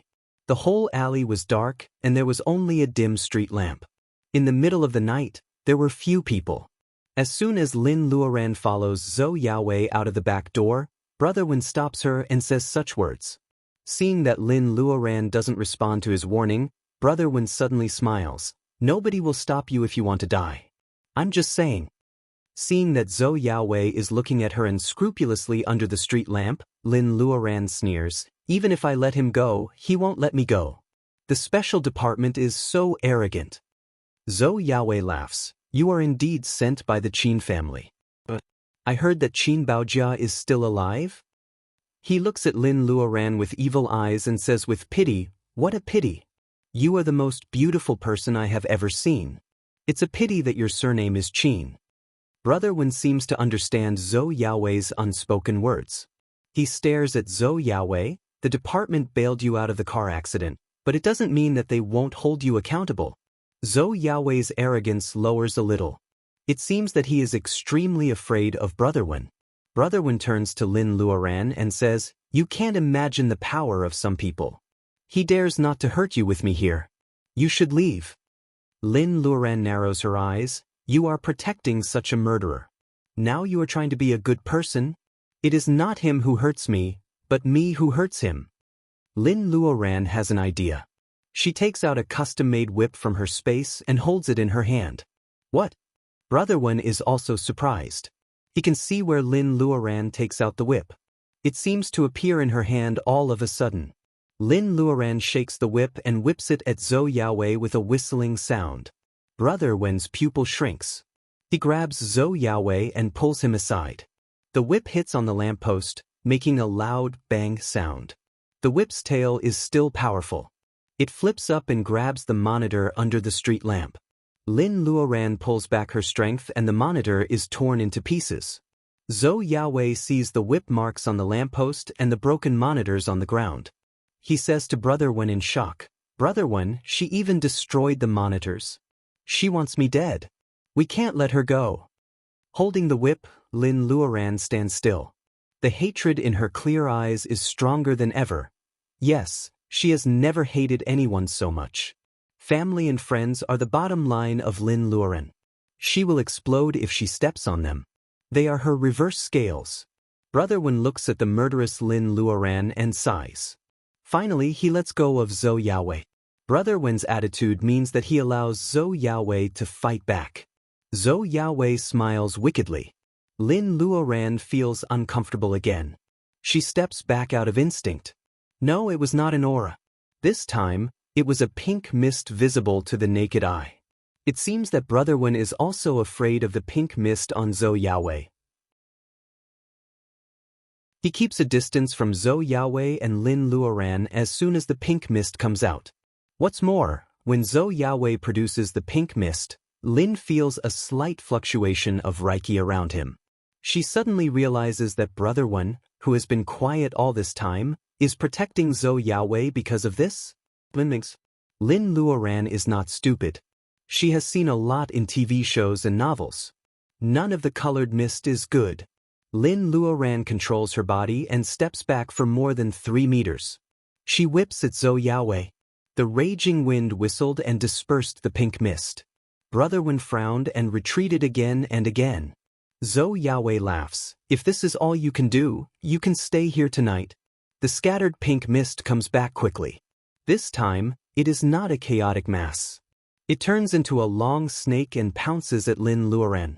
The snake doesn't get blown away by the wind at such a high speed. Instead, it comes to Lin Luoran in a second with the speed of lightning, which is impossible for mist to have. This is beyond Lin Luoran's expectation. No matter how fast she retreats, she still gets some of the poison. Smelling the sweet aroma, Lin Luoran feels dizzy and her hands go limp. Her face flushes abnormally and she breathes heavily. Zhou Yaowei and Zhou Yaowei become 2 people in front of her. What is this poisonous fog? Why is it so powerful? Lin Luoran staggers and can't stand straight. Her long whip hangs on the ground. She feels restless. Zhou Yaowei knows that the poisonous mist is acting up. He walks to her with a grim smile. Little beauty, do you regret it now? Lin Luoran is in a daze. The bead has done a lot to save Baojia a few days ago and now it is weak. Sensing Lin Luoran's abnormality, the bead shoots a stream of Reiki into Lin Luoran's face. A clear stream flows through Lin Luoran's body. The unnatural redness in her eyes disappears and her breath returns to normal. The soreness all over her body is gone. Looking at Zhou Yaowei, who is standing 3 steps away from her and observing her, Lin Luoran's knees bend and she almost falls to the ground. Zhou Yaowei laughs even more wildly. Brother Wen looks at Lin Luoran from a distance and frowns. Just before Lin Luoran falls down, he seems to feel a very weak fluctuation of Reiki. Brother Wen is alert and is about to warn Lin Luoran, who is half lying on the ground, suddenly swings her long whip. The whip filled with Reiki is shining with blue light. Zhou Yaowei is at the peak of his life. The pink mist can hurt people but it cannot protect them. Zhou Yaowei is whipped away for almost 20 feet. Zhou Yaowei's whole body hits the wall and the cement wall is peeled off. When Zhou Yaowei falls down, he looks like a pile of rotten meat. Even if he is not dead, he will definitely suffer from internal injuries and multiple fractures. Brother Wen's face is very serious when Lin Luoran throws the whip. He is smart enough to know that it will be too late to save people's lives, so he stands still in place to save some energy to fight against the enemy. Seeing that Lin Luoran straightens up after whipping Zhou Yaowei away, Brother Wen squints. You are a cultivator. Brother Wen is not as shocked as he looks. Cultivators can sense each other due to the fluctuation of Reiki. There are only 2 exceptions. One is that the cultivator has a much higher level of cultivation than the cultivator, so the cultivator can hide his or her breath perfectly. The other is that the cultivator has a treasure that can hide his or her breath. This is not the age of legends where masters are everywhere. Brother Wen, who has learned a lot from his family, knows that the woman in front of him either has a high level of cultivation or comes from a powerful family or school. Only people from such a powerful family will receive treasures from their elders. It is not easy for Brother Wen to deal with either of these two situations. Lin Luoran shakes her long whip in the air and smiles coldly. Chapter 70. Lin Luoran has never leaked her Reiki, but this woman who claims to be surnamed Qin has already noticed it. Brother Wen is alarmed and raises his hand to make a complicated ancient salute.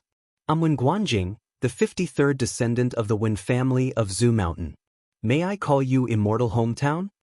Wen Guanjing suddenly speaks in a genteel way, makes a seemingly ancient salute, and claims to be the 53rd descendant of the Wen family of Zhu Mountain. Lin Luoran feels that this is a big deal. Everyone in Lin Luoran's generation is familiar with the word Zhu Mountain. Countless people are fascinated by the bizarre world of swordsmen in Zhu Mountain written by the owner of Huanzhou Tower. However, even after the Three Gorges Dam blocked the water and most of the famous peaks of Zhu Mountain are submerged in the water, people still haven't seen any sword light soaring into the sky. Only then does people's desire for the title of Immortal of Swords lessen. However, the man in front of Lin Luoran tells her that he is the 53rd descendant of the Wen family of Zhu Mountain. Isn't this the clue that Lin Luoran has been looking for? However, such exciting news becomes boring after being labeled as colluding with Zhou Yaowei. Besides, Wen Guanjing seems to have less Reiki than Lin Luoran. Lin Luoran is a bit disappointed. If this is the famous Immortal of Zhu Mountain, it will be beyond her expectation. However, Lin Luoran, the idiot cultivator, doesn't know that Wen Guanjing is actually asking her about her master. The world of cultivation in the state of Huaxia has been declining for a long time. Everyone knows which forces are still there. Wen Guanjing is also afraid that Mississippi Qin is an old friend of the Wen family. If her master comes to him and accuses him of bullying his school sister, he won't be able to explain himself. Lin Luoran doesn't know Wen Guanjing's intention. She is also afraid that if she says too much, people will see that she is just a rookie individual cultivator. She swings her whip and says, "Since you even cover up for a murderer, why are you talking nonsense now? That's ridiculous." Brother Wen has seen the power of her whip. Zhou Yaowei is still lying on the ground and nobody knows whether he is still alive or not. He doesn't stop until he steps out of the range of the whip. Lin Luoran catches up with Wen Guanjing again. Wen Guanjing is just dodging and it seems that he is not going to fight back. However, Lin Luoran can see that his right fingertips are changing rhythmically. He seems to be making some gestures. Lin Luoran's deep understanding of the Immortal of Swords in Zhu Mountain makes her anxious. She wonders if Wen Guanjing is going to make such a gesture. Lin Luoran is anxious. The whip in her hand is made by Commander Qin. It is the only one among all the materials that she can pour Reiki into. Others may not know, but Lin Luoran knows exactly how much Reiki she has in her stomach. If she doesn't end the battle quickly, Wen Guanjing will summon the flying sword to help her, and she may not be able to see her parents again. The whip is like a dancing snake. After Reiki is poured into it, the whip shines blue. Lin Luoran interrupts Wen Guanjing's gestures several times. Wen Guanjing can't bear the fact that his spell casting is interrupted every time. He takes out a piece of yellow paper from his clothes, murmurs something and throws it to Lin Luoran. The yellow paper flies to Lin Luoran. The light paper flies to Lin Luoran with the sound of wind. Lin Luoran instinctively senses the danger. She moves her head aside and the yellow paper flies past her hair. It sticks to the lamppost and burns without any fire. Lin Luoran calms herself down. She is thinking that the yellow paper is nothing special even though it looks weird. However, the yellow paper burns out in an instant. Then a lightning bolt as thick as a little finger strikes down from the sky, striking the lamppost and leaving only the bottom of the lamppost buried in the ground. The sky is clear tonight. Even if there is a drought, how can the lightning strike on the lamppost so coincidentally? Lin Luoran can only direct Reiki into her body. This is a real spell. Lin Luoran is sweating. If she doesn't dodge the lightning bolt, she will be the one who is struck down, not the lamppost. Wen Guanjing is not disappointed that Lin Luoran dodges the lightning bolt. Instead, he says seriously, "Miss Qin, cultivation is not easy. Do you really want to fight me to the death?" While saying this, he finishes making a gesture with his right hand while Lin Luoran is dodging the yellow paper. His right hand is shrouded in a layer of dim light. Obviously, he is ready to attack. Lin Luoran sneers, "Cultivation is not easy. If so, why are you helping this bastard? I have no grudge against you. Now you are trying to stop me." When Guanjing raises his right hand slightly, hearing Lin Luoran's accusation, he frowns and says nothing. After a while, he says, "I don't care about your grudge. My department has ordered that Zhou Yaowei cannot die. I can't watch him die tonight. At least he can't die before the middle of the month." When Guanjing adds in his heart, "He bumped into Miss Qin. She's fine now and you've hurt him badly. Why do you have to force me to help you?" But it turns out that what Baojia has suffered is just a trivial matter in these people's eyes. Can the word "not dead" make up for Baojia's intracranial hemorrhage, broken internal organs and multiple fractures? It would be fine if when Guanjing didn't mention Baojia. Now that he mentions her, Lin Luoran remembers the day when Baojia was lying on the operating table covered in blood. Zhou Yaowei is protected by the so-called special department. Is it because Baojia is immortal that her life is despised by cultivators like Wen Guanjing? If this is the Tao of nature, then one day I will be trampled on by everyone. I will never believe that the lives of my friends and family can be explained away by a simple sentence. Anger flashes in Lin Luoran's eyes. She doesn't want to listen to Wen Guanjing stalling anymore. She swings her whip at him. Lin Luoran doesn't know any spells or magic weapons, but she has a higher level of cultivation than Wen Guanjing. If this is the Tao of nature, then let's see who can outlast the other. Lin Luoran's whip is dancing like a snake. The strong wind even causes a small whirlpool of air. Wen Guanjing's whip is so powerful that he will be broken into pieces even if he is made of cement.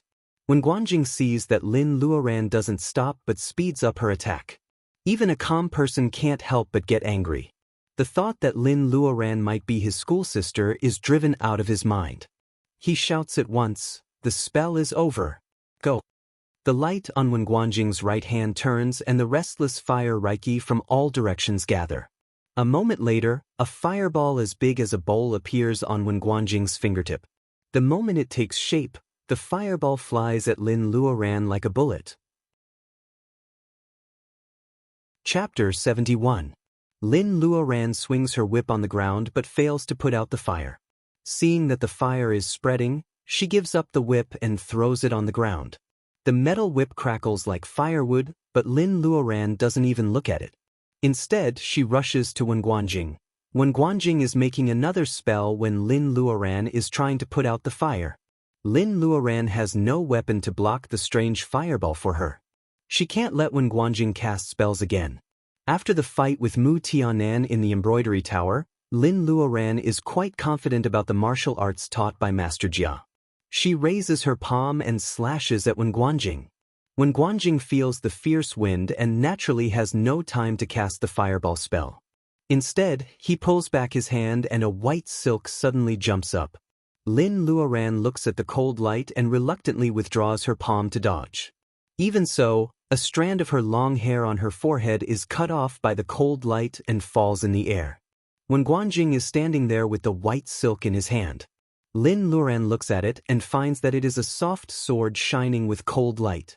The soft sword looks light and not as powerful as a heavy weapon. However, Wen Guanjing must be a real master to be able to use such a flexible weapon to attack accurately. As a cultivator, Wen Guanjing's personal ability may not be as profound as Lin Luoran's. However, in terms of a cultivator's fighting method, Wen Guanjing has been practicing systematically. Lin Luoran is no match for him in terms of knowledge and spells. However, after Lin Luoran chooses close combat, she finds that Wen Guanjing is a master of martial arts. Lin Luoran is sure to lose tonight. Wen Guanjing doesn't know why Lin Luoran chooses to use Reiki instead of spells. However, he is from the Zhu Mountain School. Seeing that Lin Luoran is empty-handed and he is holding a sword, Wen Guanjing decides not to be a villain. After cutting off a strand of Lin Luoran's hair, he doesn't continue to attack. Lin Luoran stands still and looks at Zhou Yaowei who is dying on the ground. She can't decide whether she should fight with Wen Guanjing or not. She is not afraid of getting hurt or bleeding. She is afraid that if she dies here, she will not be able to avenge Baojia even if she and Wen Guanjing are both injured. It seems that you haven't done your best. How about we stop here? Wen Guanjing says when he sees Lin's expression changing. It's not that Wen Guanjing is a kind and pedantic person.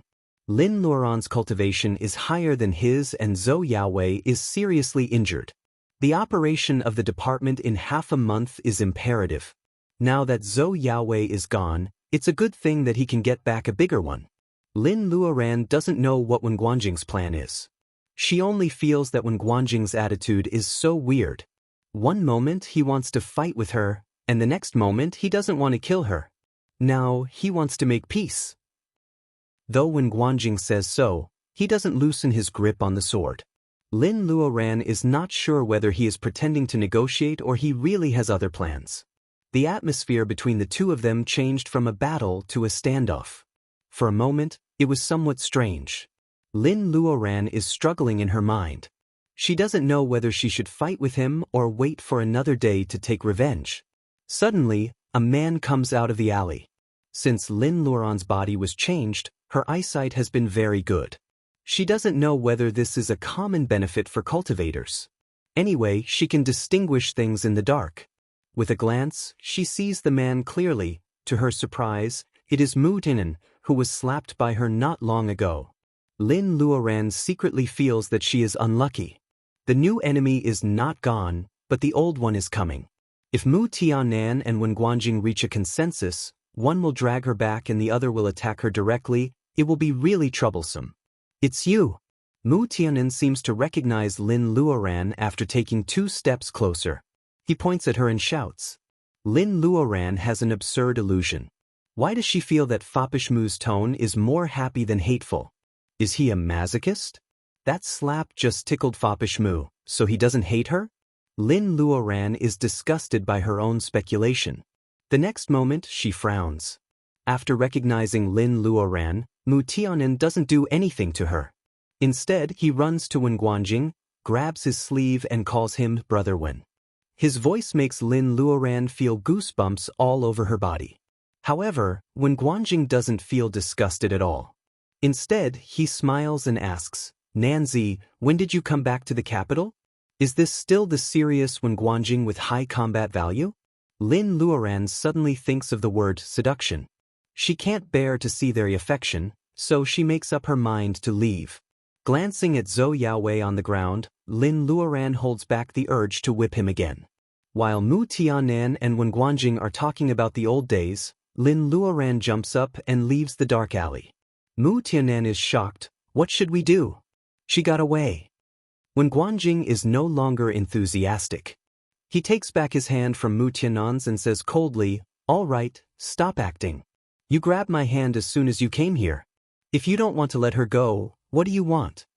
Mu Tianan smiles meaningfully. I can only succeed if you cooperate with me. Brother Wen, are you reluctant to hurt her because you like her? Wen Guanjing slashes at Mu Tianan with his soft sword. Do you think everyone is like you? I keep her because I want to take her to the ministry. If you don't give me a reasonable explanation today, I'll sue your grandpa.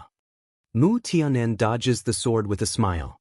He doesn't care at all. I know her situation. If you want to take her to the ministry, you have to please me. Besides, you have to take her to the ministry when they are fighting each other. No wonder you have never succeeded. Ha! When Guanjing looks at him suspiciously, are you serious? Do you know her background? He automatically ignores Mu Tianan's mockery that he has never succeeded. Mu Tianan nods. I'll tell you if you give me the small sword. When Guanjing kicks Mu Tianan away, you are not a cultivator. What can you do with it? Don't waste good things. Lin Luoran rushes out of the alley. She turns around several times to make sure that no one is chasing her. Then she is ready to go back. She has just fixed her hair when the black Lincoln stops in front of her. It seems that the Lincoln has been here for a long time. The window of the car rolls down and Lu Zheng's gentle face shows up. Get in. Lu Zheng opens the door for the passenger seat. Lin Luoran opens the rear compartment and gets in. Tonight, Lin Luoran goes to the Bluebird Club to find Zhou Yaowei, to deal with other people, and even to the fierce fight in the dark alley are very different from Lin Luoran's usual temperament. She not only consumes her Reiki and energy, but also her mind. Lin Luoran is sitting in the back seat with her eyes closed. She notices that Lu Zheng is secretly looking at her in the rearview mirror. She opens her eyes and says, "Zhou Yaowei is seriously injured. Aren't you afraid that the Zhou family will trace it back to the Lu family?" Chapter 72. Come to think of it, Lu Zheng knows that Zhou Yaowei has been pestering Baojia since she came back to the capital. However, he doesn't love Baojia. Therefore, he accepts his family's order and chooses to wait and see. He is selfish. He has a faint hope that Baojia will fall in love with someone else, and then, Lu Zheng felt bitter when he thought about it now. If he knew that Baojia would be in trouble, he would come to the capital to stop Zhou Yaowei from pestering her no matter whether he loves her or not. Even if Baojia is not his lover, she is his childhood sweetheart. Lu Zheng secretly looks at Lin Luoran, who is sitting in the back seat. Her dress is stained and her hair is messy. She said that Zhou Yaowei was seriously injured. Lu Zheng can imagine what a thrilling fight it must have been. She talked about it so casually. If she is not a mysterious Taoist, he will definitely go with her to find Zhou Yaowei. He is not afraid of death, but he is afraid that he will fall deeper and deeper into it when he knows that there will be no result. Commander Qin must have seen through his mind. That's why they talked to each other that night. Commander Qin's eyes are shining. Is it because Lin Luoran said Taoists will never unite with mortals by marriage that makes him give up? Or is it because of her cold attitude on the plane that makes him feel that he has never been worthy of her? Luoran, I heard that Taoists can't unite with mortals by marriage, right? No matter how he thought about it, Lu Zheng still felt unreconciled. He didn't want to think back many years later and regret that he had never fought for his love. What? Lin Luoran is so tired that she just wants to sleep. She doesn't understand Lu Zheng's words, so she can't help but ask. However, her tone is very weak because of her lack of energy. Lu Zheng thinks that she is giving him a positive answer. His hands on the steering wheel tremble. The shadow cast by his gold-rimmed glasses can barely cover the disappointment in his eyes. Sure enough, it is his own greed. Lin Luoran takes a while to understand what Lu Zheng is saying. She opens her eyes slightly. Where did you hear that Taoists will never unite with mortals by marriage? Come on, Immortal. After seeing what Wen Guanjing did tonight, Lin Luoran feels that she is the mortal. Commander Qin is right. Taoist schools don't marry mortals. Most of the offspring will lose their Taoist root and can no longer cultivate. Therefore, Taoist schools strictly forbid their disciples to marry mortals. Isn't it the same in your school? Lu Zheng's tone seems calm, but in fact, he is hopeful. Right? Maybe Lin's school doesn't care about this. The Taoist root? Although Lin Luoran squints her eyes, she is shocked. It turns out that cultivation requires not only Reiki and cultivation methods, but also its Taoist root. Her elderly parents, her initial fantasy of walking down the path of her family together, could it really come true? Lin Luoran feels as if she has been struck by lightning. She feels that the life she has been dreaming about is suddenly changed, which makes her very uneasy. She doesn't notice the hope in Lu Zheng's tone at all. Commander Qin, that's all? What is the Taoist root? Lin Luoran wants to know immediately. She asks Lu Zheng, hoping that Commander Qin has said more. After the fierce battle tonight, Lin Luoran has learned from Wen Guanjing that there is a family of cultivators like the Wen family in the state of Huaxia. Therefore, Lin Luoran is more cautious in her words. She doesn't want others to know that she has embarked on the path of cultivation alone. She wants to avoid getting into trouble because of her wealth and putting herself and her family in danger. Lu Zheng doesn't focus on this at all. Hearing that Lin Luoran doesn't refute, his heart gradually sinks. He thinks that Lin Luoran has acquiesced. Hearing Lin Luoran's question, he shakes his head and doesn't say a word. The atmosphere between the two becomes silent again. Lu Zheng sends Lin Luoran to the residence of the Qin family in the capital. When he turns around to leave, his steps are somewhat unsteady.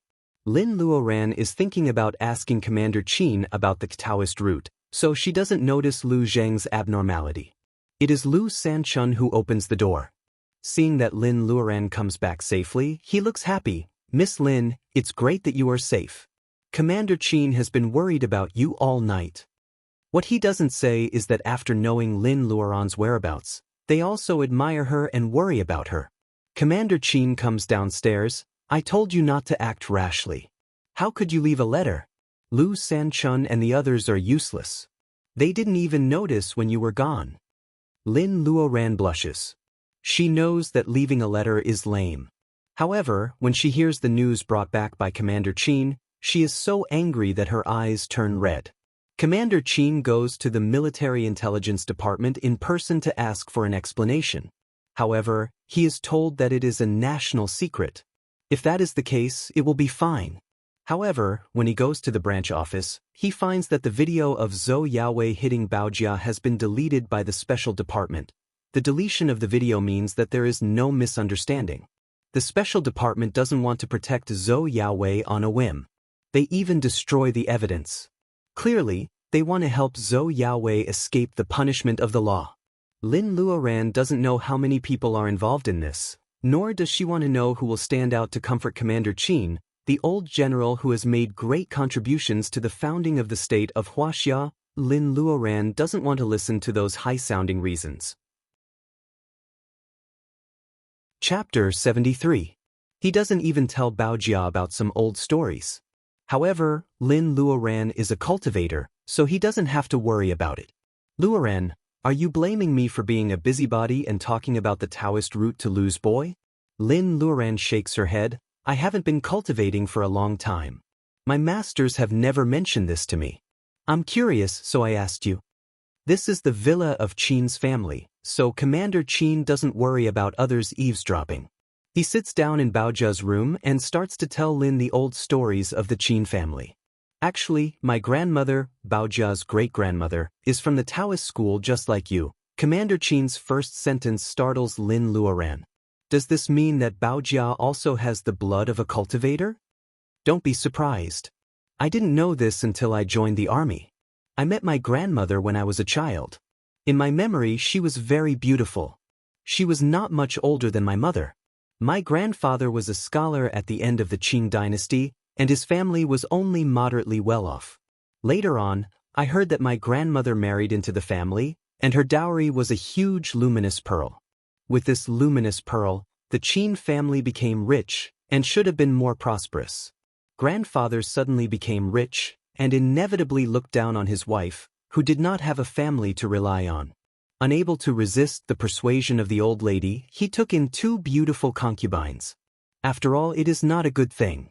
Commander Qin feels a little embarrassed when talking about his grandfather.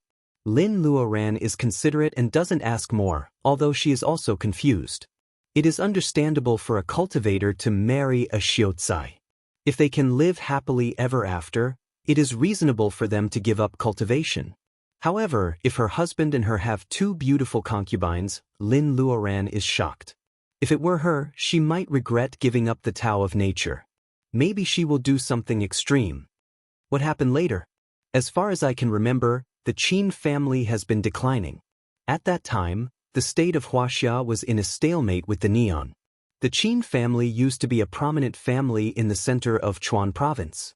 However, it suddenly became so poor that my father couldn't stand it, so he secretly joined the army. Later, my father told me that on the night he sneaked out, my grandmother seemed to know that he would leave. She waited for him at the back door but didn't stop him. She even encouraged him by saying that a good man should serve his country. She gave him a jade pendant and told him to keep it with him. Jade plate? Lin Luoran keenly grasps the key point. This must be the protection that Commander Qin's grandmother, a cultivator, gives to her son. Then Commander Qin's father joined the army.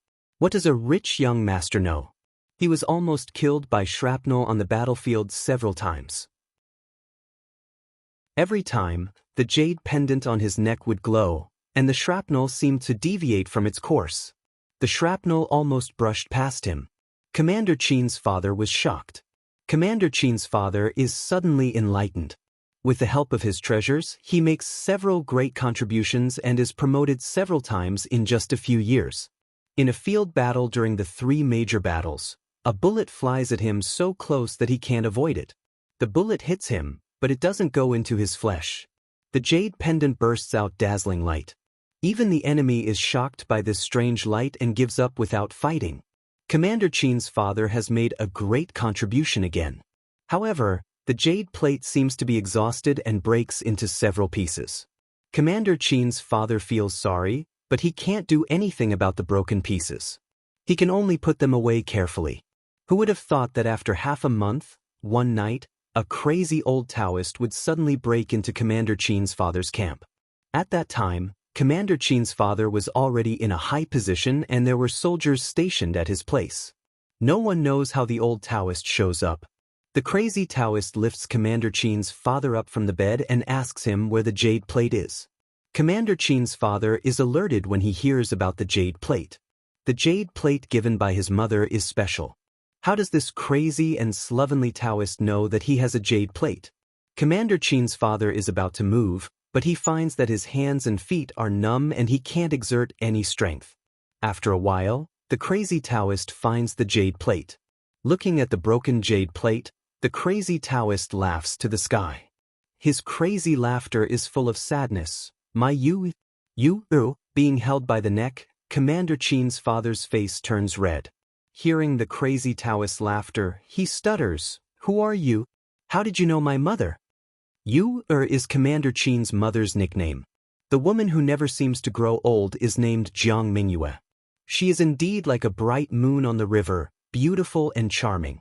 The crazy Taoist fades away a little and murmurs, yes, if he is not her child, why would she give him the jade plate of life? After a while, he becomes crazy again. He grabs Commander Chin's father's neck hard. You hurt her. It's all your fault. If she didn't lose a lot of energy when she gave birth to you, even if the jade plate of life is broken, she could still be saved. Now it's too late. Commander Chin's father doesn't understand what the crazy Taoist is talking about. He only feels that it is about his mother and it doesn't sound good. He has an ominous feeling. When he is about to ask for more details, the crazy Taoist lets go of his clothes and runs away like a madman. Commander Chin's father chases after him. The crazy Taoist is still at the door one moment, but in the blink of an eye, he is already dozens of feet away. Master, my mother. Commander Chin's father knows that the crazy Taoist is a master, so he keeps calling for him. The crazy Taoist blinks again and appears further away. He says faintly, there is a difference between an immortal and a mortal. I told you, but you didn't listen. You gave birth to a loser without the Taoist root. Ha, loser. Speaking of this, Commander Chin lets out a long sigh and takes a sip of tea. This is the first time that Lin Luoran hears about the Taoist root. She asks carefully, did something happen to your grandmother? The jade pendant of life is broken. Lin Luoran is a green hand in cultivation. Commander Chin nods. My father couldn't get away from the war. He wrote to my family and they said that everything was fine. When the war ended and he returned home, he found out that my grandmother started to look old after he left. My grandfather has a bad temper, so he doesn't like my grandmother anymore. My grandmother's life in the old house of the Chin family is getting worse. One day, she suddenly coughed up blood. She was so sick that she passed away after a few days. The day she coughed up blood was the day her jade pendant was broken. Lin Luoran sighs in her heart when she is telling the story. Jiang Mingyue. She can imagine how beautiful the female cultivator was. She gave up the Tao of nature and pursued the mortal world. Is she going to die alone and old? The moon over the river still shines brightly after all these years. If Commander Chin's grandmother could see this ending, would she regret it? Chapter 74. Almost every student in the state of Huaxiao knows that the country was founded in the 49th year of Emperor Taizu, followed by the war to resist the United States and aid Korea. Commander Chin was only a teenager at that time. He was forced to join the army by his father and went to Korea with the army. He was a soldier in ragged clothes and had to fight in the front. Once, our regiment was surrounded by the Americans. In order to fight back, we were divided into several groups, each of us hiding in the mountains to ambush them. That year, the weather was really hot. I felt like I was about to be dehydrated from the heat, but the Americans chose to attack us at that time. The gun in my hand seemed to be firing randomly. Then I felt a sharp pain in my heart and fainted. When I woke up, it was a night. The next time Commander Chin wakes up, it is night. He is lying under the starlight. The wound on his chest is gone, and so are the American soldiers. A cool breeze is blowing. He guesses that he is on the top of a mountain. Otherwise, how can he be so close to the sky? For a moment, Commander Chin even thinks that he is dead. Otherwise, how come his chest is intact and his limbs are so stiff that he can't move? At this moment, he smelled the fragrance of medicine. Fortunately, he could still move his neck. He looked to the right. A man in a blue robe was cooking something with his back to him. Commander Chin immediately remembered the crazy Taoist his father talked about. The Taoist seemed to notice that Commander Chin was awake. He turned around and looked at Commander Chin in the moonlight. The Taoist seemed to be in his 50s, but he was slovenly. Commander Chin was convinced that it was the crazy Taoist who saved him. He found that he could still speak, "Thank you for saving my life." His family knew that the crazy Taoist had something to do with his grandmother Jiang Mingyue, but they were not sure. Commander Chin didn't know what to call him. "I didn't want to save you. I just came here to collect ginseng and found a strange plant. I wanted to test its toxicity on you. You are lucky to be alive." The crazy Taoist snorted and didn't admit that he came here to save Commander Chin. Commander Chin didn't believe him, but the crazy Taoist didn't want to listen to him anymore. He poured a bowl of medicine soup from the stone pot and forced it down Commander Chin's throat. Commander Chin felt warm all of a sudden. He guessed that this was the strange ginseng the crazy Taoist mentioned. He was grateful to him. After another hour, his stiff limbs seemed to be revived by the warm flow. He could move again. The crazy Taoist sees that he is fine and turns around to leave.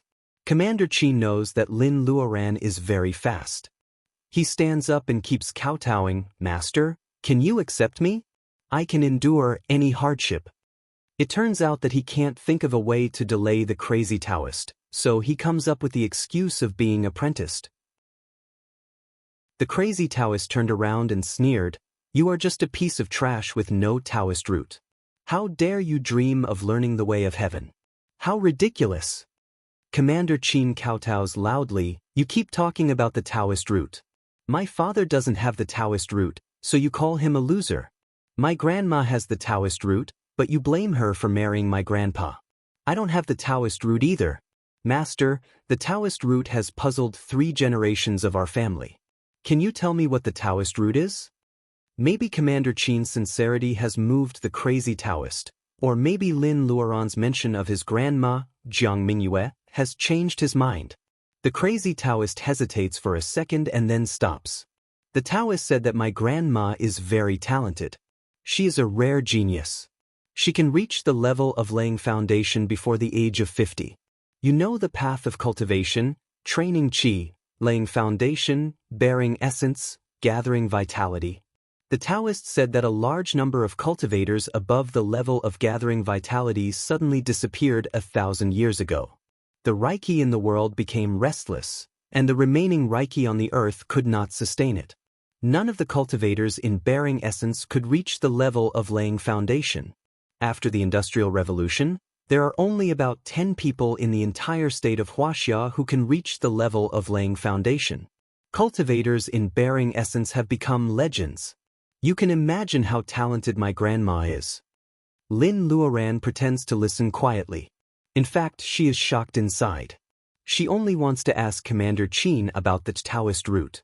She never thought that she would learn so much about the secrets of the world of cultivation from him. 1,000 years ago, cultivators above the level of gathering vitality suddenly disappeared. Where did they go? Why is the Reiki on the earth so restless that no one can cultivate? How many cultivators in the world have not given up and are still struggling in such an environment? As for himself, could it be that he had stepped into the first step of cultivation, qi cultivation? Seeing that Lin Luoran is listening carefully, Commander Qin assumes that Lin Luoran is interested in such secrets even though she is a Taoist. He continues, "Later, I ask the Taoist what the Taoist root is.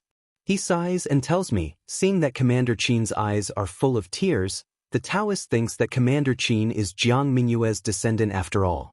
The Taoist softens his heart and says slowly, since the beginning of the world, Reiki of gold, wood, water, fire, and earth have filled the world. The 5 different Reiki not only restrained each other, but also promoted each other. That's why there is a balance in the world. However, at the beginning of the world, ancient beasts were born with special abilities. Blessed by the Tao of nature, their bodies could automatically absorb Reiki. After a long time, only ancient beasts could be seen on the earth, and there was almost no place for our ancestors to live. Later on, an unknown person passed down the method of cultivating qi. Their ancestors practiced qi, and their cultivation base gradually deepened. Some talented people could even fight against ancient beasts, which gave them the capital to reproduce in the divine Great Land. After countless generations of improvement, the method of cultivating qi was perfected day by day, and it was no longer the same as the shallow method of cultivating qi. There are hundreds of schools and thousands of schools in the world of cultivation. However, no matter how powerful the spell of any school is, the prerequisite of cultivation is the Taoist root. Master, what is the Taoist root? How can I have it? Commander Qin was only a teenager at that time. Young people yearn for the ability to fly in the sky and dig into the ground. The crazy Taoist looks at him with a trace of pity. People with the Taoist root can sense one or several of the 5 kinds of Reiki and absorb them into their bodies. The more single the nature is, the purer the Taoist root will be. Your grandmother has the nature of water and wood. She has the best Taoist root. As for you, you can't sense any of the 5 kinds of Reiki. It's easy for you to prolong your life after eating the ginseng, but it's impossible for you to cultivate. Commander Qin sighs, Lun, don't blame me for being nosy and saying those things to Lu Zheng. I'm not trying to ruin you just because Lu Zheng is engaged to Baojia. According to that person, even the descendants of cultivators may not have the Taoist root, not to mention marrying a mortal. As the children of cultivators, we know that our ancestors are very powerful, but we can only be ordinary people. The 3 generations of the Qin family have experienced it. I don't want to see you walk the same path as my grandmother. Lin Luoran's eyes turn red. After hearing the story, she finally realizes that Commander Qin was thinking about her when he said the Taoist root to Lu Zheng. Thinking of Baojia, who is in a coma, and the weak but real Reiki in her body, Lin Luoran says, the past is gone. Grandpa Qin, don't be too regretful. If I'm right, Baojia has the Taoist root. Chapter 75. Therefore, facing Commander Qin's hopeful eyes, she nods slowly and solemnly. Commander Qin is so happy that he doesn't say anything for a while. After a while, he takes out a pendant and keeps rubbing it. Lin Luoran takes a closer look and finds that it is a jade pendant made of mutton fat jade. The edge of the pendant is inlaid with thin gold threads. The pendant is full of cracks. At first glance, Lin Luoran knows that the pendant was made by an old craftsman. Seeing this, Lin Luoran's eyes light up. Seeing Lin Luoran's expression, Commander Qin knows what she is thinking. He nods. This is the jade pendant passed down by my grandmother. The one that was broken on the battlefield. The Taoist said that this was my grandmother's jade pendant, so my father found a craftsman to repair it. He didn't pass it on to me until his death. A jade pendant that can protect its owner? Thinking that the thing inlaid with gold wires in Commander Qin's hand is made by a cultivator, Lin Luoran's eyes light up. She wants to have a look at it. Commander Qin expresses his idea to Commander Qin. The old man smiles and puts the jade pendant in Lin Luoran's hand. He says that he has been talking for half a night and goes to sleep. Except for the bead, this is the first time for Lin Luoran to touch an object that belongs to a cultivator. She is so excited that she doesn't know what to do. Tonight is really magical. First, she sees the fighting skills of a cultivator. Then, she learns about the Taoist root from Commander Qin. She even hears some secrets about the world of cultivation. Now, an object passed down by the Qin family is in Lin Luoran's hand. How can she fall asleep? Lin Luoran goes back to the guest room and turns on the lamp to observe the jade pendant carefully. Though the jade pendant is full of cracks, she can still see the picture of fishing boat reflecting the moon on the river carved on it. It is simple but vivid. Jiang Mingyue. Maybe this is the life-saving object made by the crazy Taoist for Jiang Mingyue. Commander Qin doesn't say who the crazy Taoist is, but Lin Luoran is smart enough to know that the crazy Taoist must be Jiang Mingyue's relative, even her father. If he is not her closest relative, who would go to the north of Korea knowing that the Qin family is full of wastrels with Note's Taoist root? There is no coincidence in the world. The Taoist is obviously there to protect Commander Qin. Lin Luoran stops thinking and looks at the jade pendant in her hand carefully. Even if the carvings are vivid, it can avoid attacks and protect the wearer. It can't be because of good craftsmanship, right? In the end, where was the difference? Lin Luoran can't see anything special about it. She picks up the jade plate and looks at it in the light of the lamp. There seems to be something wrong. Lin Luoran uses her Shangqing eyes to look at the jade again. The golden edge of the jade is gone and the cracks on it are ignored. She sees the inside of the jade. What are those strange lines? Lin Luoran is sure that it is not a crack. Although it is mixed in the fine cracks, the beautiful lines are full of a very harmonious and comfortable feeling, as if it should be like this. Lin Luoran is inspired. She sends a trace of Reiki into the jade plate. As expected, the lines are nourished by Reiki and light up. Maybe it is because the jade plate has been broken before, the cracks break the path of the Reiki lines. The lines light up little by little, but they can't form a complete circle, which makes Lin Luoran feel sorry. Even so, Lin Luoran is surprised. Maybe the lines that can conduct Reiki are the magic circles of cultivators in the legends? After all, the weak Reiki on the jade plate can't save Lin Luoran's life on the battlefield, as Commander Qin said. Only the legendary magic circles of the state of Huaxia can make use of the unpredictable power of the magic circles. With special materials, the power of the magic circles can be multiplied by several times or even hundreds of times. The jade plate is broken. It is impossible for Lin Luoran to repair it with her current ability. Lin Luoran thinks about what she can do. What if she can copy it? Lin Luoran doesn't think that she is so talented that she can copy the magic circle only with the remains of the broken magic circle. However, what if she just copies it and understands it? It should work. There is a pen and paper in Lin Luoran's room so that she doesn't need to disturb others at midnight. Lin Luoran lays the paper and holds the pen in her right hand. She sends Reiki into the jade plate again. The lines inside the jade plate are lit up one by one as usual. This time, Lin Luoran moves very slowly. While she is reading, her right hand is moving at the same time. The pen in her hand is moving flexibly, trying to trace the lines bit by bit. The broken lines are not a problem. The distance is about 1 micron, which affects the smooth flow of Reiki. However, it doesn't affect the copying of the magic circle. The whole magic circle inside the jade plate looks small. It shouldn't be a lot of work. However, because it is small, there are so many lines on such a small area. Lin Luoran can imagine how complicated the pattern of the magic circle is. From 1 to 3 o'clock in the morning, Lin Luoran only draws half of the pattern in order to control the details. Lin Luoran doesn't skim over the lines of different thicknesses. Instead, she copies them in proportion because she can't be sure. Maybe these mysterious lines of different thicknesses and different frequencies play a role in communicating with the energy of heaven and earth with the jade pendant as a medium. The hour hand moves slowly. There is a glimmer of light outside the window. It is winter and the sky is late. Lin Luoran blinks and finally puts down the jade plate and the pencil in her hand. What? Is it already 6 o'clock? Looking at the time on the clock, Lin Luoran still doesn't believe it. No wonder her eyes are sore and she can hardly lift her right arm. The Reiki in her body is clamoring for strike again. It turns out that she has been drawing for a whole night unconsciously.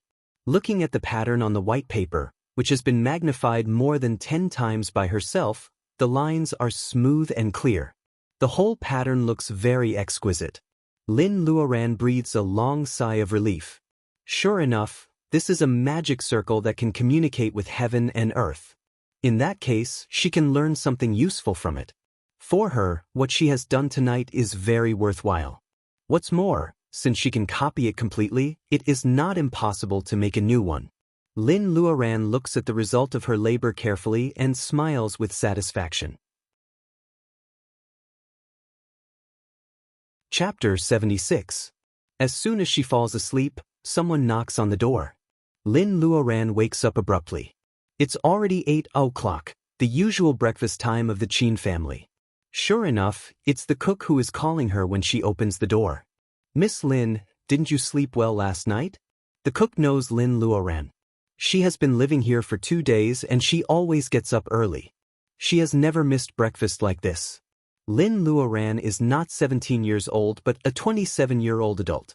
She feels embarrassed to have someone call her for breakfast. When she goes downstairs, Commander Qin is already at the dining table. Lu Sanchun and the others dare not sit at the same table with Commander Qin.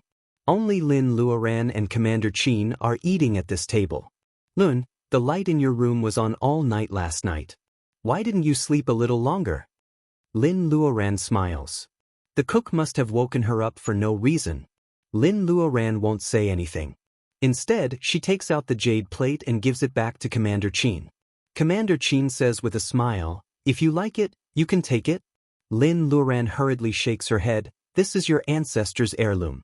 Grandpa Qin, you're underestimating us. I just want to see its structure. One night is enough. Take it back."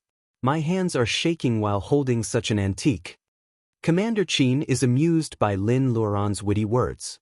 He fills a bowl of porridge for her personally. "Aunt Huang is good at cooking. Have a taste."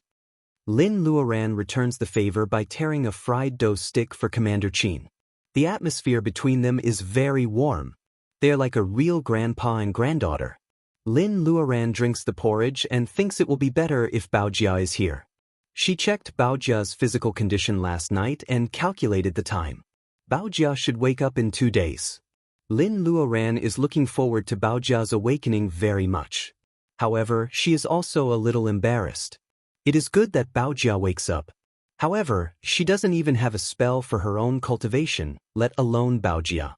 Lin Luoran thinks of the golden pattern in her dreams again. If she can absorb a large amount of Reiki on the earth and transform it into peaceful and pure Reiki, she may be able to improve her cultivation at a tremendous speed without using any cultivation method. Lin Luoran doesn't need to learn any martial arts. When can she have a chance to enter her dream again?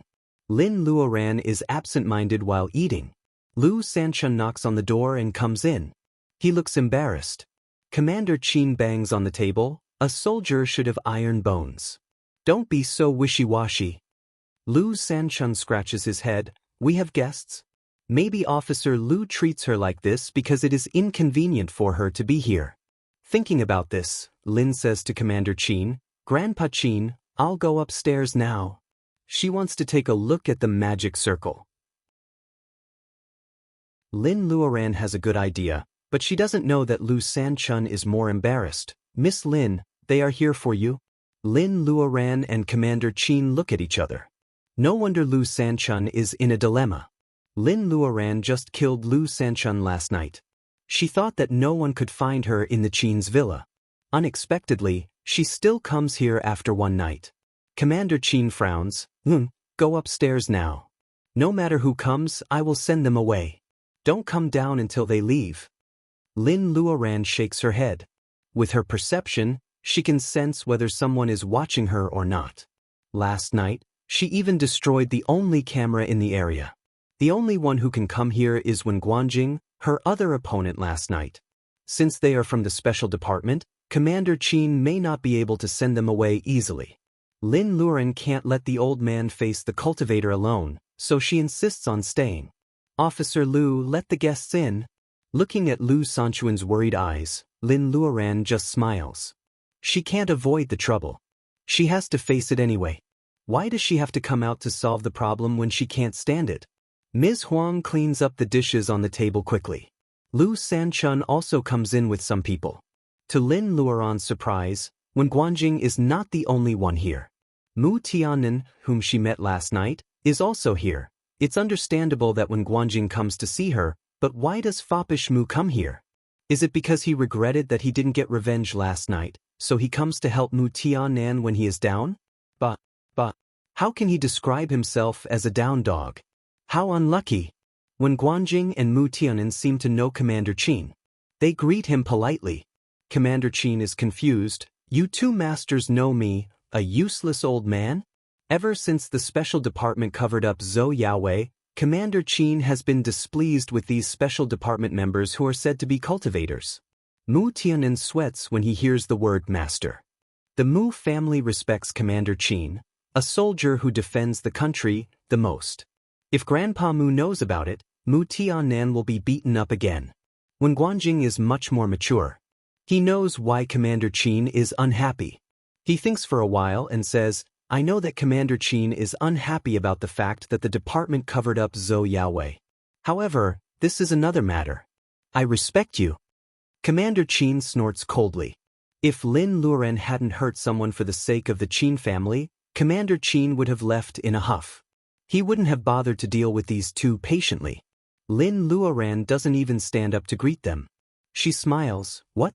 Is Zhou Yaowei dead? It's none of my business. I went to bed early last night after I left the Bluebird Club. When Guanjing frowns, Zhou Yaowei is seriously injured by Lin Luoren right under his nose. This incident will have a bad influence on the department. No one is more guilty than him. Thinking of the compromise they discussed with the department last night, when Guanjing says patiently, Zhou Yaowei is not dead. He has been sent back to the Zhou family. He has nothing to do with the department anymore. Miss Lin, you will have plenty of chances to take revenge. However, I'm not here for that today. It is out of Lin Luoren's expectation that Zhou Yaowei has been sent back to the Zhou family. However, when Guanjing doesn't mean that he is here to arrest Lin Luoren, then what are they here for? Lin Luoren doesn't think that she has any friendship with the special department. She says calmly, what? Zhou Yaowei is seriously injured and you don't want to protect him. So, the so-called special department is nothing more than this. Everyone knows what nothing more than this means. Chapter 77. When Guanjing stops Mu Tianan, Mississippi Lin, you come from a Taoist school. You must know the situation in the ministry. We wanted to protect Zhou Yaowei not because we don't care about his life, but because we don't have enough manpower. There is no other way. Lin Luoren ponders, Zhou Yaowei's pink mist is obviously evil. Why don't you choose him? When Guanjing is embarrassed, even so, it is undeniably powerful. Am I right, Mississippi Lin? Thinking of the pink mist that can affect people's mind and make them lose their ability to fight, Lin Luoren knows that she would have been killed if she didn't have the bead. Thinking of this, she can't deny it.